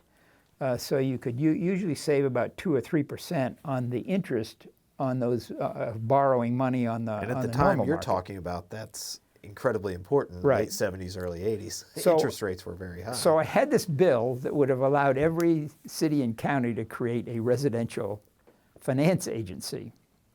And it came to the floor, and we're debating this a little bit, and somebody says, there's 59 counties, and there was a certain, I think, a dollar limit. You could have, $20 million worth of bond. I don't know, I can't remember if this was a bond limit or whatever it was, but somebody said, well, if they all did $100 million worth of bonds, this would be 100 times 150 counties, and then all the cities. And they began to add up what this indebtedness would look like all over the state. So that bill on the floor got into a lot of trouble, as you might expect. Sticker shock. And it was going downhill. So Sidney gave me good advice. He says, well, have the bill recommitted. So I moved on the floor to have the bill recommitted to committee, and we had already introduced a local bill for the city of Atlanta. So they had sort of rejected the bill for the whole state. So then we passed the local bill, creating the Atlanta Residential Finance Agency. And today, so people understand that, that's enmeshed in Invest Atlanta. Okay. That's the housing bond capacity financing mechanism that is part of Invest Atlanta. Interesting. And the mayor appointed me to that board for about 10 years. So I served on that board. Which mayor appointed you? Maynard Jackson. Okay. Yeah. And so we were there during the early days of starting it. Now it's a much more prosperous kind of organization. Sure. But it's an interesting example of how you could do something specialized for Atlanta. And even though the whole state maybe didn't want to have those powers, we could do it on a local basis. Right. Now, a few years later, Johnny Isaacson did a bill that enabled all the housing authorities in the state to use revenue bonds for those kind of same purposes. So it actually now exists all over the state, and IRFA is the only one that exists under that particular population legislation. Interesting. So you retired from the House in 87, but you attempted a comeback a couple times. You went and looked at that. Well, it's all part of the historical record. Yeah, I know. Yeah. But I'm interested. Lots of lawmakers sometimes make comebacks, but what interest I feel like what interest was going on, or what issue arose in 1997 that you thought maybe you wanted to come back in the legislature and play a role that way, as opposed to influencing it through Well, I think I lobbying ran and twice. government affairs. You may know I ran for an at-large seat on the city council. Was that first?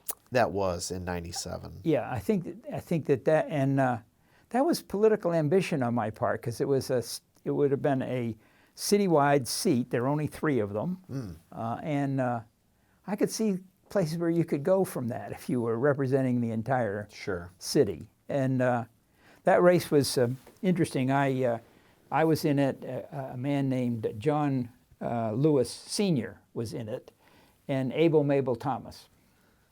Those were the 3 sort of competing candidates, and we were talking the whole city. So nobody had very much money, and so nobody really got, and the press didn't cover it much. So people didn't have a whole lot of knowledge when they went to the polls. I came in 3rd. Mabel Thomas came in 2nd, and John Lewis Sr. came in 1st. Who is John Lewis Sr.? He was a taxi driver that had mental stability issues and had always run for things. But he had very good name recognition. He had good name recognition. So especially folks on the north side, they voted for John Lewis Sr. And I won all the north side council districts, but I didn't kind of overwhelm them. So it's probably an example of not having enough money to run a campaign like that as well. Especially citywide. Right. Yeah. The costs of running for office were going up significantly in 1990s. I think my last campaign, I had 2 people run. Twice I had candidates when I was in the legislature. I think the last campaign I spent $38,000. I thought that was big money. Paul, let me tell you why. Yeah. And then when I ran the next time for a seat that had largely moved to DeKalb County, my area was sort of slimmed off, and most of the district was in DeKalb County, and I came in 3rd in that race too. That was.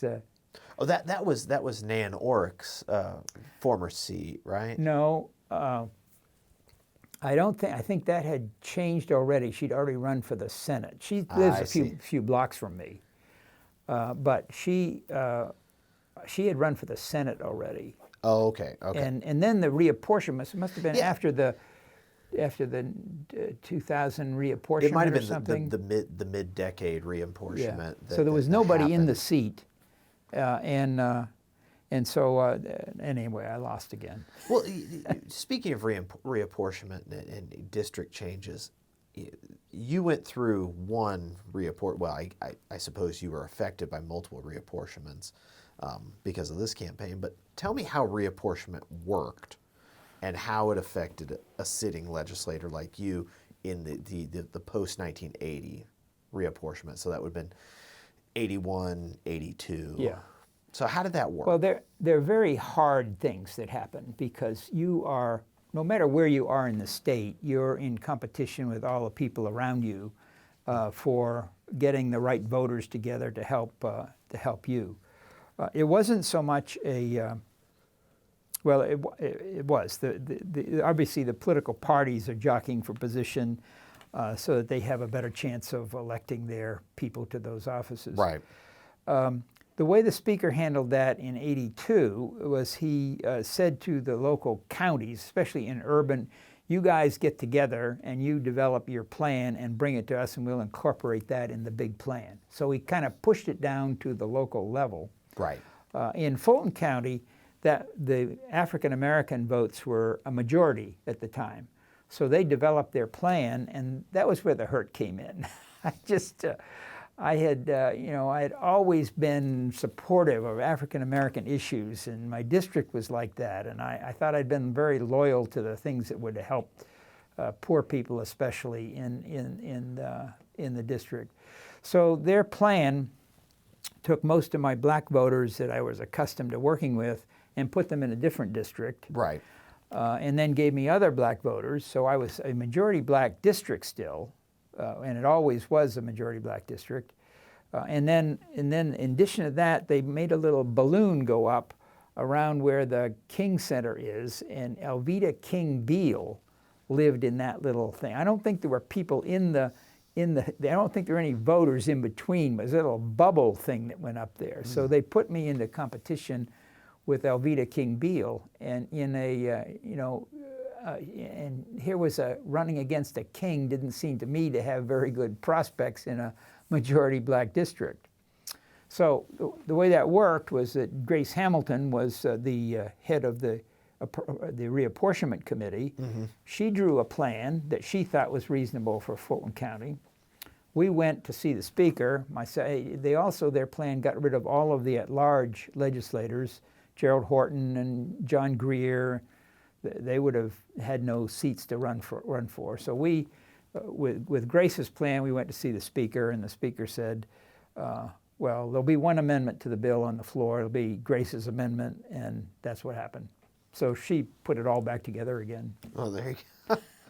But it was hurtful about how the reapportionment process didn't take into consideration I was such a policy wonk. I was interested in the policy and what's the legislative outcome on things. Mm. And it didn't consider that. It just considered, well, how can we get more African American voters in the legislature?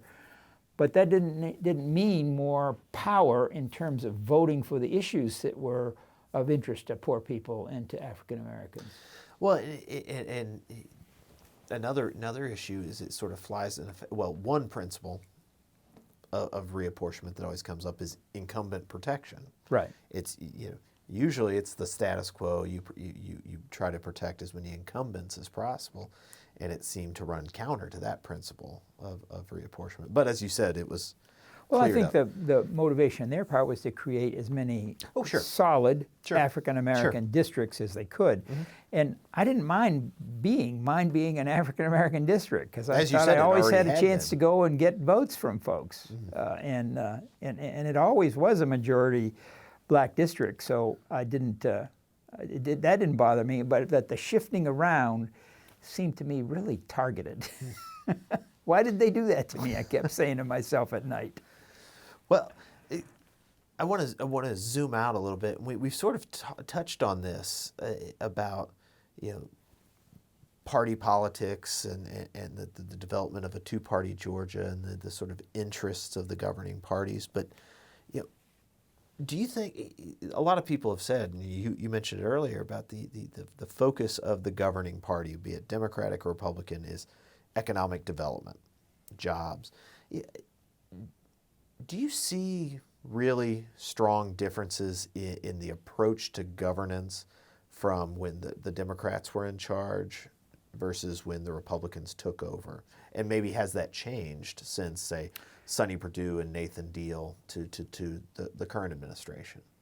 Well, I think there are pockets of things where people get out of their partisan bubbles and they work on things like Nathan Deal got out of his bubble on criminal justice reform. Sure. And did create a consensus around that and did just wonderful things. He actually appointed me to his commission for 3 years, so I loved working on that particular issue. So there are examples of that, but there are also examples that I don't really quite understand. I don't understand about the Republican Party. It seemed to me when they passed the Affordable Care Act and the federal government's going to pay for it for 3 years, and you look at the things, jobs is what it created. It created 50,000 jobs in the state, all high-paying jobs. So what I could not understand was why the Republican Party didn't embrace that. To me, that would have been, they're in office forever. They've done this huge thing of gotten everybody access to health care. They're going to get elected forever. So I was for. I didn't understand why they didn't do that. So sometimes I don't understand where the key fundamental principle is. This is true. You'll find examples of that in my book, going back to Sanders and Maddox and Carter and even back to Herman Talmadge. It was all about how do you get more wealth created, and that wealth goes down and more people get decent paying jobs, and you have their investments in education are kind of related to that. So I'd never understood, I couldn't understand why they wouldn't take that issue and run with it. And that became too ideological rather than pragmatic. And you were diverging from the central theme, which I think I see. Central themes is jobs and wealth and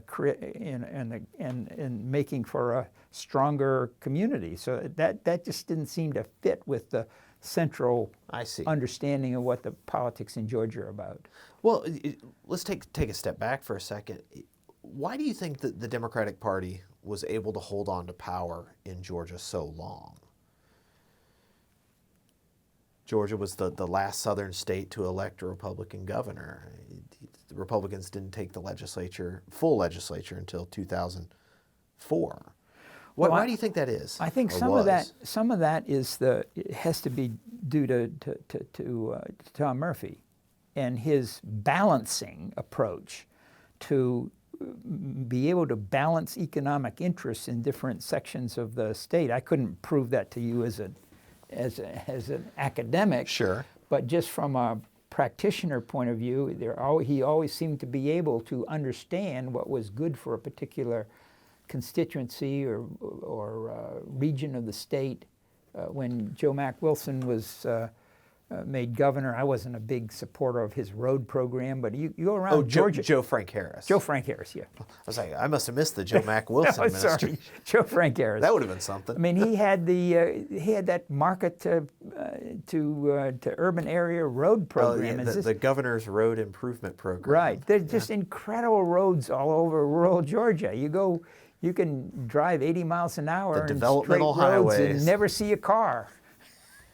Developmental highways. Yep. So I mean, there was a delivery of things to people that all over the state, and it was a balanced kind of decision making.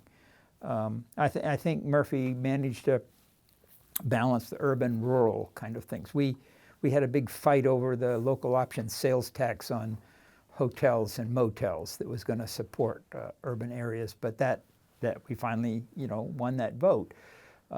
Probably with his support kind of behind the scenes. Sure. And there's it's like there's MARTA and there's the World Congress Center and the stadiums downtown. He recognizes the growth in the city. Mm-hmm. I don't know why I don't know why everybody kind of pulled away from that. I guess eventually the ideology of the Reagan years of small government, limited budgets, doing tax cuts for everybody, that eventually seeped into the body politics maybe, and that became more important than the growth issues. I see. But it does seem to me that the Democrats had in that long tradition coming out of massive resistance in the 50s, where race is the only thing that's important, they made that transition to being able to focus on wealth and jobs and economic development. Right.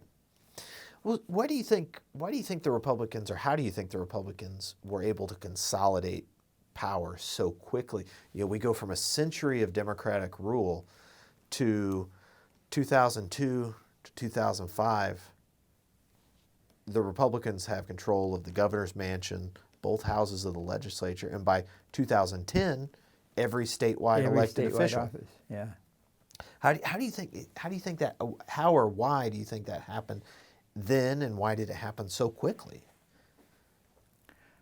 I don't have really any great insights on that, and I think talking about it probably gets you into difficult territory that you can't back up particularly. I think somebody should write a book on This is somebody should write a book on that. This is a very careful historian who is unwilling to wing it. You, like me, would like to see evidence and sources. Well, I think the ideology of the Reagan years, seeped in, and the Democrats sometimes countered that with their own ideology of small government. You have conservative Clinton years. Maybe folks couldn't see a whole lot of difference in how they were responding. Right. And one of the things about getting back to the Medicaid thing again, is I always felt like the South was great at taking the Yankee money. And when Democrats were in charge in Washington, the money just flowed in for the interstate commerce system for a whole variety of programs that rebuilt the South. Bruce Schulman, the historian, has a wonderful book. It's a very old book now, From Cotton Belt to Sun Belt, and basically the investments that made that transition from a rural agrarian-dominated economy to a more dynamic industrial and finance and service-based economy in cities like Atlanta, Charlotte, Birmingham, to a degree. It's the transportation Texas. systems that were built, right? So that you could easily get here. You could get here as easily as going to New York. Mm-hmm. You could, and the road systems and the airport systems and all of those kind of things that. The water supply, the South has this huge advantage in the amount of water that we have. I mean, look at the West right now with the dire the drought warnings and fire warnings and everything like that. So your point is well taken. Clearly the South, after Reconstruction and during the Henry Grady years of selling the South, was selling cheap labor, no unions, right. and that kind of thing. So maybe that's we've gotten beyond that limited economic development. We're now after good jobs and, bringing Microsoft here but they made good infrastructure decisions. The water supply of Lake Lanier and how that is used and utilized all over the state. First it goes through Atlanta, and then it goes through everything going south. We just had the Supreme Court decision. Right. Have won some key issues like that. So, we mentioned... Maybe infrastructure was an easy thing, easier. It wasn't ideological. Sure. And we're about to see infrastructure play out at the national level this summer. So, we'll keep our eyes peeled on that issue. But I think your point is well taken. Why is it that the Republicans don't take the Yankee money? That's one of the things that floors me, because that's how the South got built into an urban, highly productive economy, and yet now you would seem to think you'd want to continue that flow of development for wealth and jobs. There's a lot of development still has to happen. I think there's certain elements with like with any political party, you have factions and everything like that. And I think I don't know that necessarily the Republican Party's entire. You would have to ask somebody who is involved in Republican politics, but that there are elements within the party. Maybe geographical differences or ideological differences, as you point out. If we're talking about today, it's clearly the reapportionment issues are so critical to how we've changed the American political system, so that now you have all safe districts. And so in those safe Republican districts, it becomes a fight between the far right and the moderates and the populist kind of thing. And in the Democratic side, you have sort of a similar fight. You have to be super progressive. Otherwise, if you're not, and the districts have been created so that happens. I was intrigued by the last election that my area of the city, which is now fairly gentrified, from Grant Park all the way over to Decatur, in reality, has very highly educated white populations there and high income populations. 90% Democratic. 90% in both the Biden race and in the runoff with Warnock. Which was not, ancestrally, the Republican Party of the 50s and 60s came out of those sort of prosperous white in-town neighborhoods. Yeah. And then the suburbs, obviously, in the 70s and 80s with Mac Mattingly's race. We just looked at the exhibit over there. But yeah, well, that moves me on to my next question. That was, what do you make of the fact that Georgia is now a competitive swing state, and it seems like the Democratic constituency is now urban and suburban voters. So urban minority voters, especially African American voters, but also increasingly in the suburbs, Gwinnett County, Cobb County, creeping into North Fayette County, that once unthinkable for Democratic candidates to pull any strength there. What do you make of that sort of realignment? Well, I don't think you can call it a realignment yet. You Okay. have one election. One election does not a realignment make. I think that's the case. It may have made a realignment. The Time will question tell. is, to those folks that didn't want to be associated with the Trump presidency, did they then switched over to vote Democratic this time? A certain number of them did that. They didn't do it in local races. That's true. The That's legislature true. didn't That's change true. much, so there wasn't any kind of huge change in that.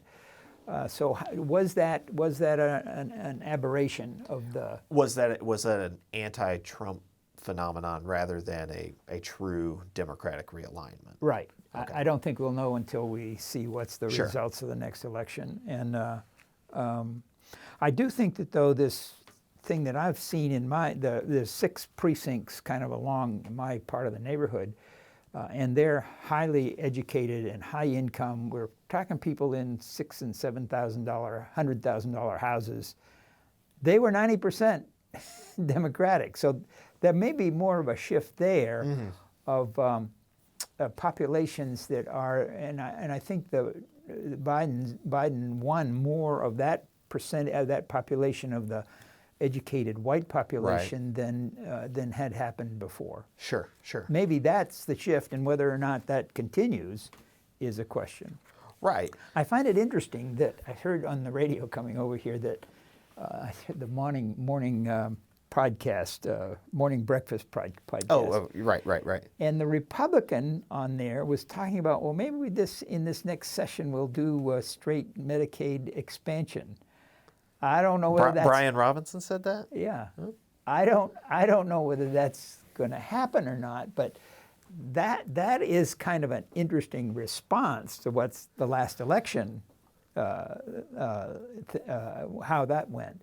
Right. Are you going to give that issue to Democrats, or why are you going to take it? Well, you have the power to take that issue away from them. At 100% funding from the federal government for 2 years, and the jobs it created, and 90% funding after that. 400,000 people get health care. I mean, I don't understand that from a Republican ideological point of view, why they wouldn't do that. Well, if anybody's listening, it definitely sounds like Paul is definitely willing to consult on these issues, regardless of party. But talking about these transitions and whether these are partisan driven. Well, there's one race coming up, City of Atlanta. Mayor Bottoms has decided for the first time since I don't know how long, a sitting mayor has not chosen to run for re-election after a single term. What do you make of her decision to step away from the mayor's office and not seek re-election? I think I listened to her carefully on the press release she had, press conference she had. I think it's a purely personal issue that the things were just overwhelming. Sure. In their complexity. She couldn't do the things that she wanted to do. I thought she did a wonderful job managing a difficult circumstances. Has not been an been. easy, right. But you could see and I think she would have been reelected overwhelmingly. But whether that was going to fit with the pressures on her, on her children and on her husband and family life. Politics takes a huge toll on you, and to be at that level of the mayor of Atlanta, thoroughly engaged in national politics, things like that, just it takes huge amounts of energy and effort and time. And are there other parts of your life that kind of slip away as a result? Oh, sure. And maybe she saw those things slipping away and didn't want that to continue. I don't. It's a courageous decision on her part, because everybody expects somebody to run, and I think it does leave the city somewhat leaderless. There's sort no of a clear, lame duck. There's no clear replacement of how that would fit politics. Well, it looks like, I mean, I guess over the course of the past week or so, the former mayor, Kasim Reed, has reappeared as somebody who he wishes to seek his former office, and obviously there are issues of ethics issues and investigations that are sort of looming out there. What's your take on Mayor Reed's proposed comeback? I think he had his time, and maybe the city needs to move on. That but who it moves on to is it definitely seems like a wide open question. Unclear to me. As of June, 2021. I think Sharon Gay is a very competent kind of person. And I've liked a lot of the things Andre Dickinson has tried to do, created a transportation department in the city. I sort of like that. I have always been a supporter of Felicia Moore. I like what she does on openness of government and ethics, and it's sort of unfortunate that now we have the crime issue kind of taking over again. I hope we don't go back to a war on crime again like we did in the 80s and 90s. I sort of made some mistakes back there on that issue as well. We don't need another mass incarceration. We do need to maybe figure out how to get the whole government working on this. It's a multifaceted thing. Like a coordinated effort. Yeah. So who can bring all those parts of government together around the public safety question? Interesting. So it's a significant management issue, and you can't just hire more police and put them on the street. And you obviously got to get them out of the jobs that they're in right now, and pushing papers as the home inspection, what's it called? Darn. Code enforcement. Right. Post-trained police officers are doing code enforcement about how your fence or you haven't painted your house and that kind of thing, and get them out there where they can investigate crime and focus on that. Right. Well, we're coming up on reapportionment again, and this sort of ties in to the issue that you talked about realignment, potential realignment and ticket splitting. Those voters who may have voted for Joe Biden, the Democrat, but were willing to vote for, say, Kelly Loeffler or David Perdue or Burt Reeves or Republicans, Chuck F. Strachan in suburban Atlanta and Gwinnett County. How does, say, reapportionment in Metro Atlanta especially, how might that affect realignment one way or another in the next couple cycles or so? I don't know if you affect that a whole lot, because the Metro voting envelope or bubble, if you will, goes out so widely. I don't know that you can do the kind of shifting black voters around, and I'm not sure that black voters are necessarily going to vote all in the same manner either, because there's differences in wealth and interest and that kind of thing. I don't know that you can dilute the black vote the way reapportionments have done before, because it's so spread out. And that's a very good point, especially into Cobb County and Douglas County, increasingly out into Paulding County, and then obviously the other more inner suburban counties, the inner ring.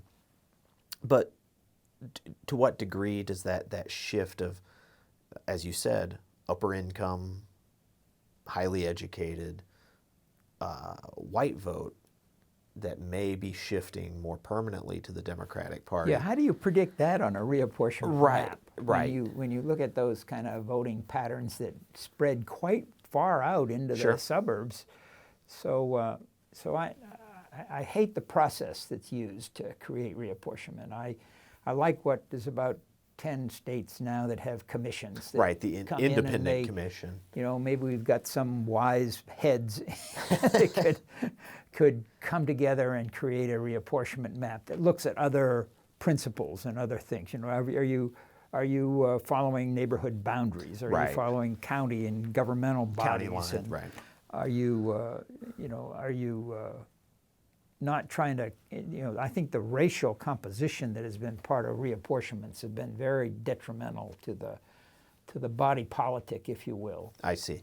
Concentrating all the African American votes in certain districts obviously creates non-competitive districts in those, as well as in the districts where they could, the surrounding districts. So you want to me, a reapportionment ought to create some nice 50-50 districts. The balance. Yeah, let's have the ideas. Let's have people go out there and fight over the ideas that they have as to what kind of person they would be. Not the, legislators picking their voters, which is what it's been. Right. Wouldn't it? Our society would be better off if we had that open kind of debate about what kind of society and what kind of issues we want to be. It's definitely it's definitely a compelling argument that has been put out there. You look at a state like Arizona or Iowa, which both have those independent commissions. California too. I don't know about California. I know Arizona, Virginia just now. The last legislature, I believe, handed over power of redistricting to an independent commission, which it will be very interesting to see what the product is. And I think every state is it's interesting, the choices and the balances and the trade-offs and everything like that. Those commissions aren't going to be without politics. I mean, you are dealing with a political environment. Point. Even the people sitting on the commissions have sure. political interests. But maybe they're diluted a little bit so we can get some of those 50-50 districts where we're having a healthy debate. Yeah, 50-50 districts are increasingly rare. Competitive districts are only handfuls here or and there. that has to be terrible for the public debate and the decisions about what government should be doing and who they should be doing it for. It gets to something I used to ask. This is our first oral history since the pandemic began, but you're talking about the debate and the local debate and the national debate. It's like, to what degree is there a local debate in, say, a congressional race, or has politics become so nationalized that it's really can't just candidate A versus candidate B, or candidate Democrat versus candidate Republican? Right. Or as you said earlier, the real race is in the party primary, because the primary is tantamount to election in a safe seat, whether that's an urban majority minority district in Atlanta or a rural North Georgia district up in the mountains. Yeah. I think there's the election systems that are now being put in place by both parties. You have these two competing, highly technological campaign systems, and Right. They're like industries. There's like two industries out there. There's a Democratic industry and there's a Republican industry. And they go after each other with the use of tremendous amounts of data, and they don't give much of a place for the local people to have influence over who they're electing, or have some influence with those elected officials when they're done. A lot of I was very much involved in the runoff, the Warnock-Loeffler runoff. Which seems like years ago, but it's only 6 months ago. Just years ago. Yeah, January 5th. And in my part of the town, I couldn't get those systems to help me do what I wanted to do, help me get people involved in the campaign. The sort of shoe leather campaign. So that most of the people that were there they were from Florida, they were from California, they were from Brooklyn, they were from D.C. And 2 days after the election, they're gone.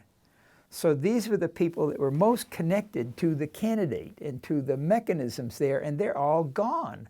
So and there's nothing left. Where's our connection to the people we helped get elected?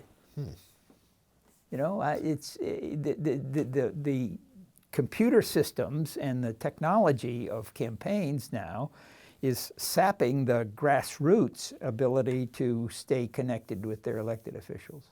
I think that's probably true on the Republican side too. That's very interesting. You know, because party development sort of comes in these waves, and you talk about, you know, you're talking about the sort of parachuting in of operatives, so to speak, and sort of more and more those local parties, the county parties, they're on paper, but how effective are they? How effective, or do they operate at all on the Republican or Democratic side? And I guess that just varies county by county, like it always has.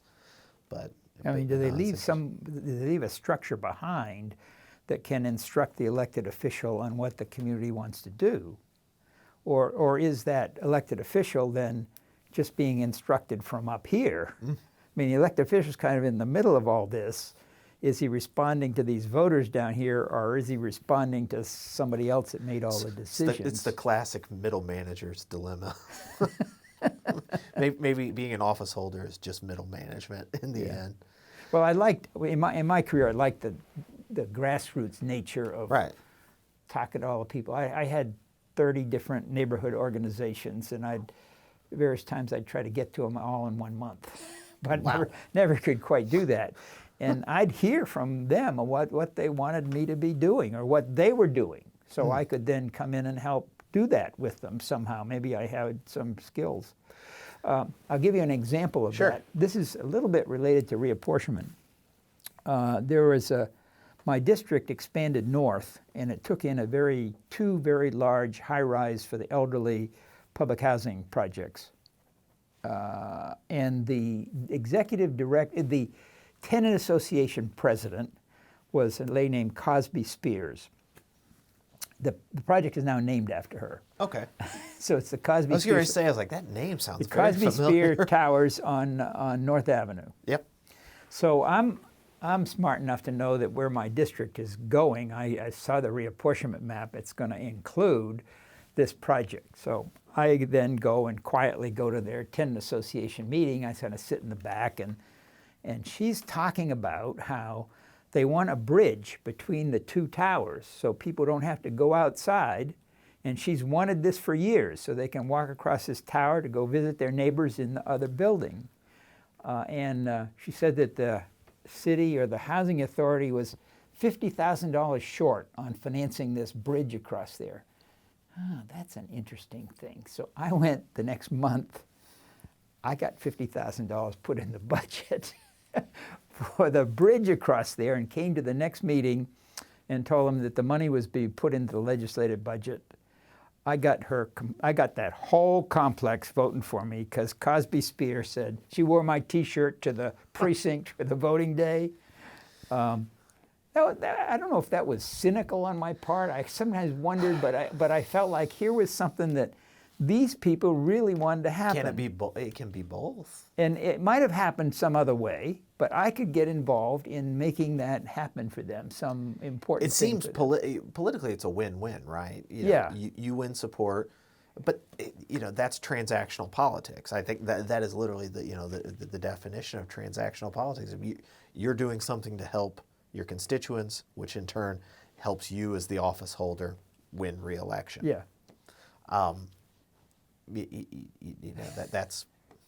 That's how politics works. But I always felt like I really did something that they wanted to have done. Exactly. And maybe the housing authority would find $50,000 somewhere to make the budget work and stuff, but they were short right then. Right. And she was really upset that they were short. Sure. So there was one other. I'll give you one other example of a little thing like that. This didn't have any politics connected to it, but there was on Jonesboro Road there was 2 public housing projects, Jonesboro North, Jonesboro South. And then there was the elementary school. So there was no sidewalk along Jonesboro Road for the kids that were going from here over to the elementary school. Right. And you could see that right across the curb, they've been walking on the other side of the curb is a little dirt path kind of along this busy highway. Yeah. So I think kind of on my own, I decided there needed to be a sidewalk there, and I got $50,000 in, I went to DOT, they put $50,000 and built that sidewalk. I was actually very proud of that sidewalk. those little things that you can do if you're an elected official and you can't do if you're not. Well, what you should have done is push for the old Georgia tradition of naming that sidewalk after yourself. It'd be the Paul Bolster In the family. Jonesboro. In the family. That was the Paul Bolster sidewalk. That's right. But I never let that discussion go outside the family. Well, it's interesting because, I want to wrap up by talking about your book that you wrote. And we've spent the last couple hours talking about, the legislation you worked on and the legislation that interested you and, you were able to drive. Why did you choose for the subject of your book a piece of legislation that was written, debated, and passed before you came to the legislature, that being the Coastal Marshlands Protection Act? Well, I guess I got interested in it because I owned a rental house down in Tybee, and we went there a lot. So that's discussed in the introduction. I got to know that little Tybee Island and the marsh through paddling it in my kayak. And so I got interested in it for that purpose. And then I think that maybe it was a larger thing that it would be nice to write something as a historian. Right, to sort about of step politics. back. Okay. So I wasn't writing about something that I'd been involved in. So I was trying to reward all those people that taught me how to be a historian, and the state that paid for all that education, to actually do something that was front and center in my PhD. I knew how to do that, but the other part of it was that I could see how Reed Harris was feeling, because I'd felt the same things. His bill passed out of the House by the Speaker's vote. My bill on the school pension passed out of the House by the Speaker's vote. So I knew what that felt like. And I did get some pushback from one of the academics that read the manuscript. And he said, you should kind of shorten up all that politics. And so you could read it and you could comment to me on that. But I wrote back in the memo. You had to respond to what memos they did about what changes they could see in the manuscript. I wrote back and says, I'm not doing that. And the reason is, when you look up at that board and you see the red and green lights, that's the law. The experience that people ought to have is looking at that board. The votes that come up one way or another will determine what the law of Georgia is. So I wanted people to see that nitty-gritty political process. Well, as a political historian, you would get no pushback from me, but far be it from me to And to since speak I was for writing others. for a university press, Right. an academic press, how many books sell is not the key thing. It's what's inside the book. Well, we won't tell Lisa you said that. But are there any? I hate to. Maybe it's presumptuous to ask this, but are there any lessons for current lawmakers that they could draw from reading a book like this about how the legislation worked its way through back in the late 60s and early 70s? Well, I found it very instructive on that basis and how it might be helpful today. Somebody gave me some money and I sent it to 60 legislators on the House and Senate. So there are 60 of them that have this book that can read the story. And it's not me so much as the story that took place. So you think about it, there's this traumatic thing that's about to happen, like we're going to dig up all the marshes off of Savannah and we're going to pile them all up and we're going to dig the phosphate out from under, and we don't know what's going to happen to the refuse. It's going to go down the side. It may pollute all of the all the beaches all the way down Georgia. So this is a traumatic thing. But what happened at that and in the legislation was public hearings. The DeSoto Hilton Ballroom is opened up all the doors in Savannah, and they crowded the whole room. So public hearings, hear from the public. And then there were, I think there were 6 public hearings on the legislation where anybody could come and state their position on the legislation. So, and there were 2 study committees that were important. One done by Al Holloway in the Senate, and one done, I'm missing his name, there's a big important one in the House. And they travel around during the interim to get the legislators' knowledge and understanding of the issue as to what to do. And there is a dilemma of what to do. Do you give the public access to those wonderful beaches on those islands? Do you build bridges across to them? Do you let people live on those islands like Hilton Head? So there is a certain political dilemma there. But they made the decision by having study committees and by having large numbers of public hearings. So they heard, everybody got heard. So if environmental issues are going to be looked at in the future, let's hear from all the people. Let's hear from all the scientists.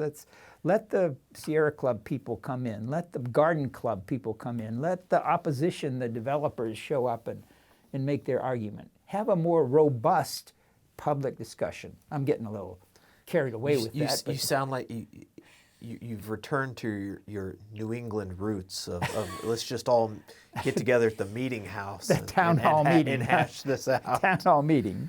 Well, it's never going to be like that. Oh, because sure. You are... Communities are too There was large. one forum that was created on the bill, and Jimmy Carter was running for president. He came up there and made this rousing speech about he was for private property and all that. It gave legislators a forum for which their ideas could be publicly discussed. I wish the press was more vigorous in their coverage. This bill, this wonderful bill, that we don't have that kind of coverage today. They had 4 or 5 reporters that were on the environmental beat, and they did the Atlanta Magazine. The Atlanta Journal Magazine had these wonderful long articles, just like the New York Times Magazine today. They had some wonderful writers back then. As a plug, I will say that those Atlanta Magazine photographs and covers made their way into our exhibit, which was on.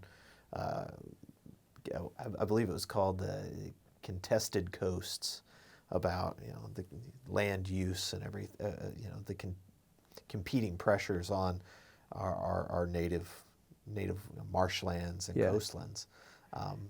It does bring up some of the bad side of Georgia politics a little bit. I followed the last 2 years ago when they were doing the Shore Protection Act. They were revising that, right, which had passed, I guess, the first time in like 1976 or somewhere, and then and it was mainly kind of forced on the state by federal legislation. But the South Carolina and North Carolina has a bill based on erosion rates, and science today can predict how far the erosion is going to go. So you should try to cordon off those areas so that you don't develop them, that in 20 years they're going to be impacted by storms and water.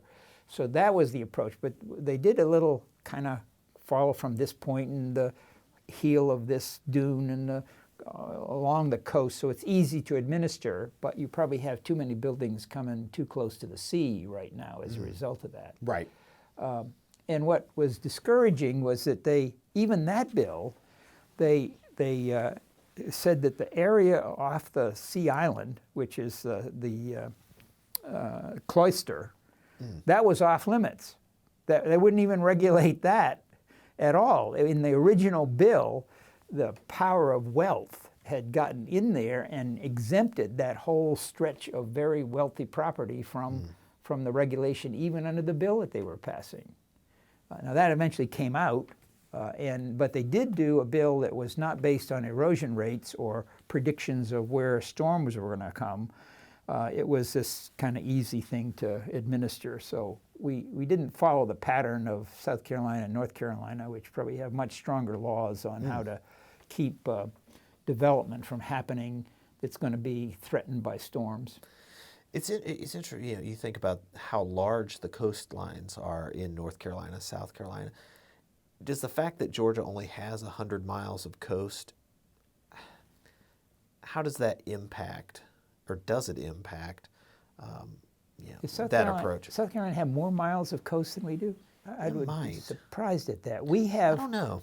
we have more marshland than any other state. Really? So we have close to a third of all the marsh on the East Coast is in Georgia, and that's because of all the rivers that go down and all the sediments that's come down there and created those marshlands over decades and centuries. I didn't know that about the marsh, but it makes sense now that I think about driving down there and how meandering and everything the coastline is.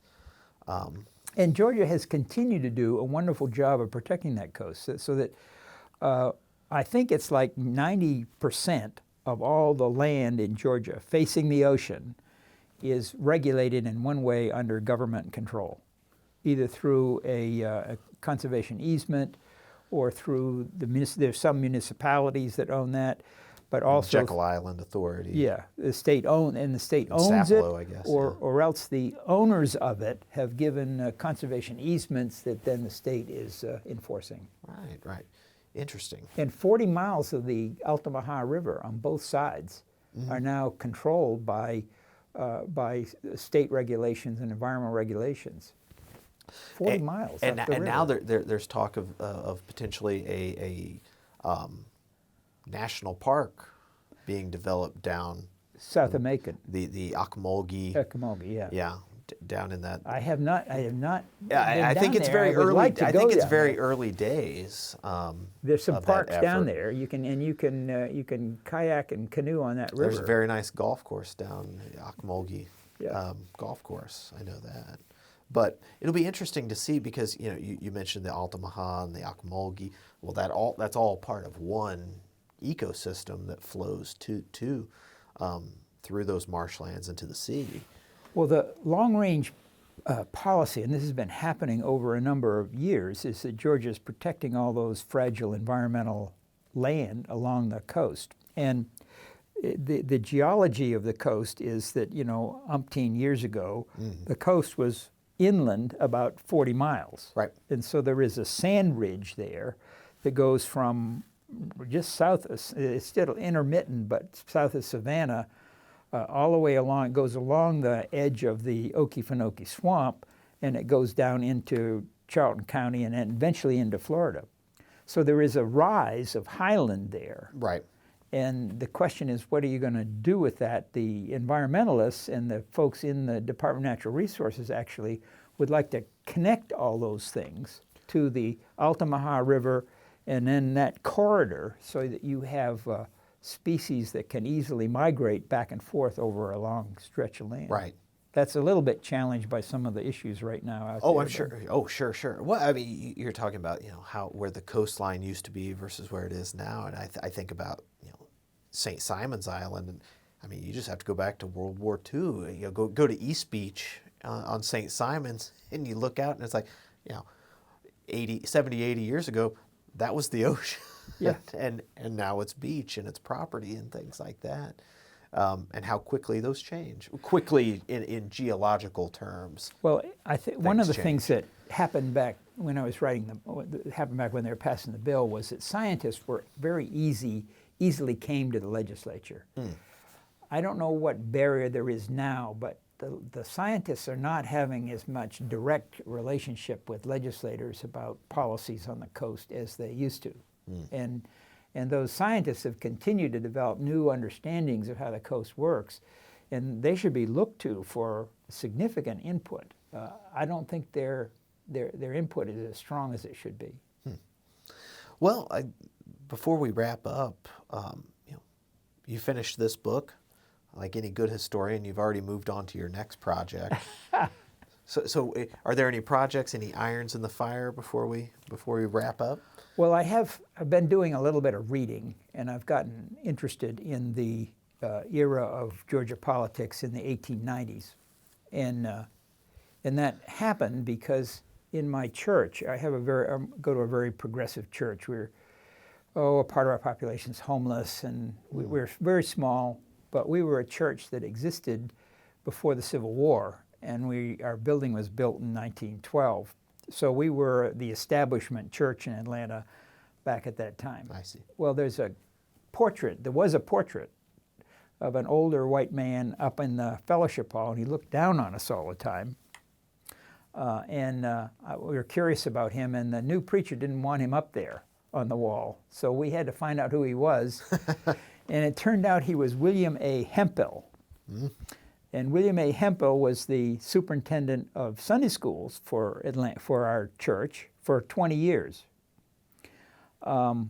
He also was the founder of the Atlanta Constitution and was the business manager until he sold it to Howell in 1902. Mm-hmm. I'm going too much into this story. Oh, no. But so he was responsible for the role that the Constitution played in the political system. And back then, the newspapers, the Atlanta Constitution, Atlanta Journal, Atlanta Standard, and others, they were the political force in the state, with Henry Grady writing for them. So they're responsible for the governmental system that was put in Georgia in the 1890s. And that system was one that eliminated black political control, and it was a system of white supremacy. The Bourbon triumvirate. Right. It was a strong system of white supremacy. The all-white primary started in Atlanta. The city of Atlanta adopted the all-white primary before the state did. Mm-hmm. Yeah, the state was, 1898, something like that, right around the turn of the century. So you didn't have segregation. So segregation started, I think, kind of 1900 on, when the legal. You're right. The legal framework. Was but you had this framework. Control system that existed. Hemphill became mayor. He was mayor 92 to 93. He was responsible for the Cotton States Exposition. And there's an irony. They bring Booker T. Washington to be a primary speaker. Now, he said sort of what they wanted to hear, I think, with the Atlanta Compromise. But Hemphill was also in on the founding of Grady Hospital. He helped install the cornerstone of the hospital, which was supposed to be 90% of the beds were supposed to be for the poor, right from the beginning. And then he is responsible for putting the Atlanta water supply in place. Tapping the Chattahoochee River happened. The tunnel under there to the Hemphill water plant, which we were talking about earlier, about the water supply infrastructure. So he's a very interesting character, but I wondered how he supervised the Sunday school while he was while he was part of this system of white supremacy. I don't know if I can find it. Maybe he was one of those ministers without portfolio. He wasn't a minister. No, he wasn't a minister. He's a businessman. Very heavy participation in the business community. He was a colonel in the Confederate Army. Sure. He was an artilleryman at Gettysburg. Okay. And got wounded there. Anyway, I found that there's lots of Southern historians have written about that period, trying to explain it to us. Oh yeah, it like any good topic, it's always ripe for revision and reassessment. Yeah. Well, it's very interesting. And Paul, thank you for probably that topic is maybe over my head. Well, I feel like it is maybe. You jump in with both feet. You can immerse yourself, and you think back. You go back and do the readings from C. Van Woodward and George Tyndall, and there are plenty of folks here in Georgia. You could go back to Ken Coleman's edited volume of Georgia history. Bill McFeely and others. Finzi I've been reading some of that. Oh yeah, And Jim Cook. I've read some of Jim Cook's stuff. Cook and my advisor Jim Cobb. He had the Georgia Odyssey, and Bud Bartley. I guess Bartley would have been here right after your time in grad school. I did have some conversations with him. But yeah, Creation of Modern Georgia. And there are lots of great books on that period. Of course, a lot of that politics of that period focus on the rise of the populist challenge to bourbon democracy, or I guess new departure Democrats is what I guess they would prefer them to be called. Well, the one place where that succeeded, which is called infusion politics, where radical Republicans got together with some Democratic reformers. I don't know exactly who all was in those factions, but they succeeded in North Carolina. Correct. And that resulted in the massacre or the Wilmington riot that happened in Wilmington, then the disillusionment of that political structure in North Carolina within a 2-year period. Right. Similar thing to I forget what the congressional district number was with Tom Watson. Yeah. The bloody, as you can tell that's I'm a post 45 historian, but Tom Watson and the fusion of African Americans who could vote, black voters, with the farming interests, the backbone of the Populist Party.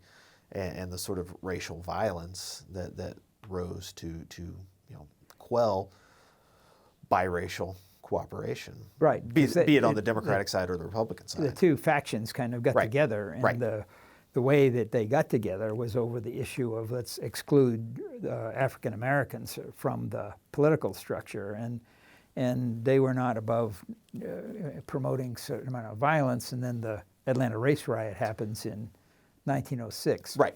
Well, but that's after Hemphill. Hemphill's gone by then. He's sort of maybe the patrician, maybe he was the middle of the road guy. Well, you mentioned who did he sell the paper to? Clark Howell. Clark Howell was candidate in 1900. Of course, he didn't win in 1906. Hoke Smith won in 1906, and that's where you have the ossifying of the white supremacy in government, formally writing out African Americans from the state legislature. I think the last African American state legislator prior to Leroy Johnson in '62 was a gentleman from the coast in 1907, and that's where you have the white primary is instituted, and the rest is history. Maybe you should write this book. Oh, yeah. Maybe this is your book. That's what I need, Paul, another project. My wife and supervisor might disagree with you. Well, I think that today, looking back on that system, maybe we would look at it with different eyes than we would otherwise. We've seen the negative outcome of that, and we've maybe overcome it. Our politics have certainly overcome that dark point in terms of democratic institutions. Absolutely. People would need to realize what we've overcome. Well, I think we'll leave it there. On that note, like any good teacher, you leave your audience thinking about a question and to come to class next time to ponder on further. But Paul, thank you very much for spending a morning and afternoon, don't even know what time it is anymore, talking history and politics here at the Russell Library. Thank you very much, sir. Well, thank you for having me.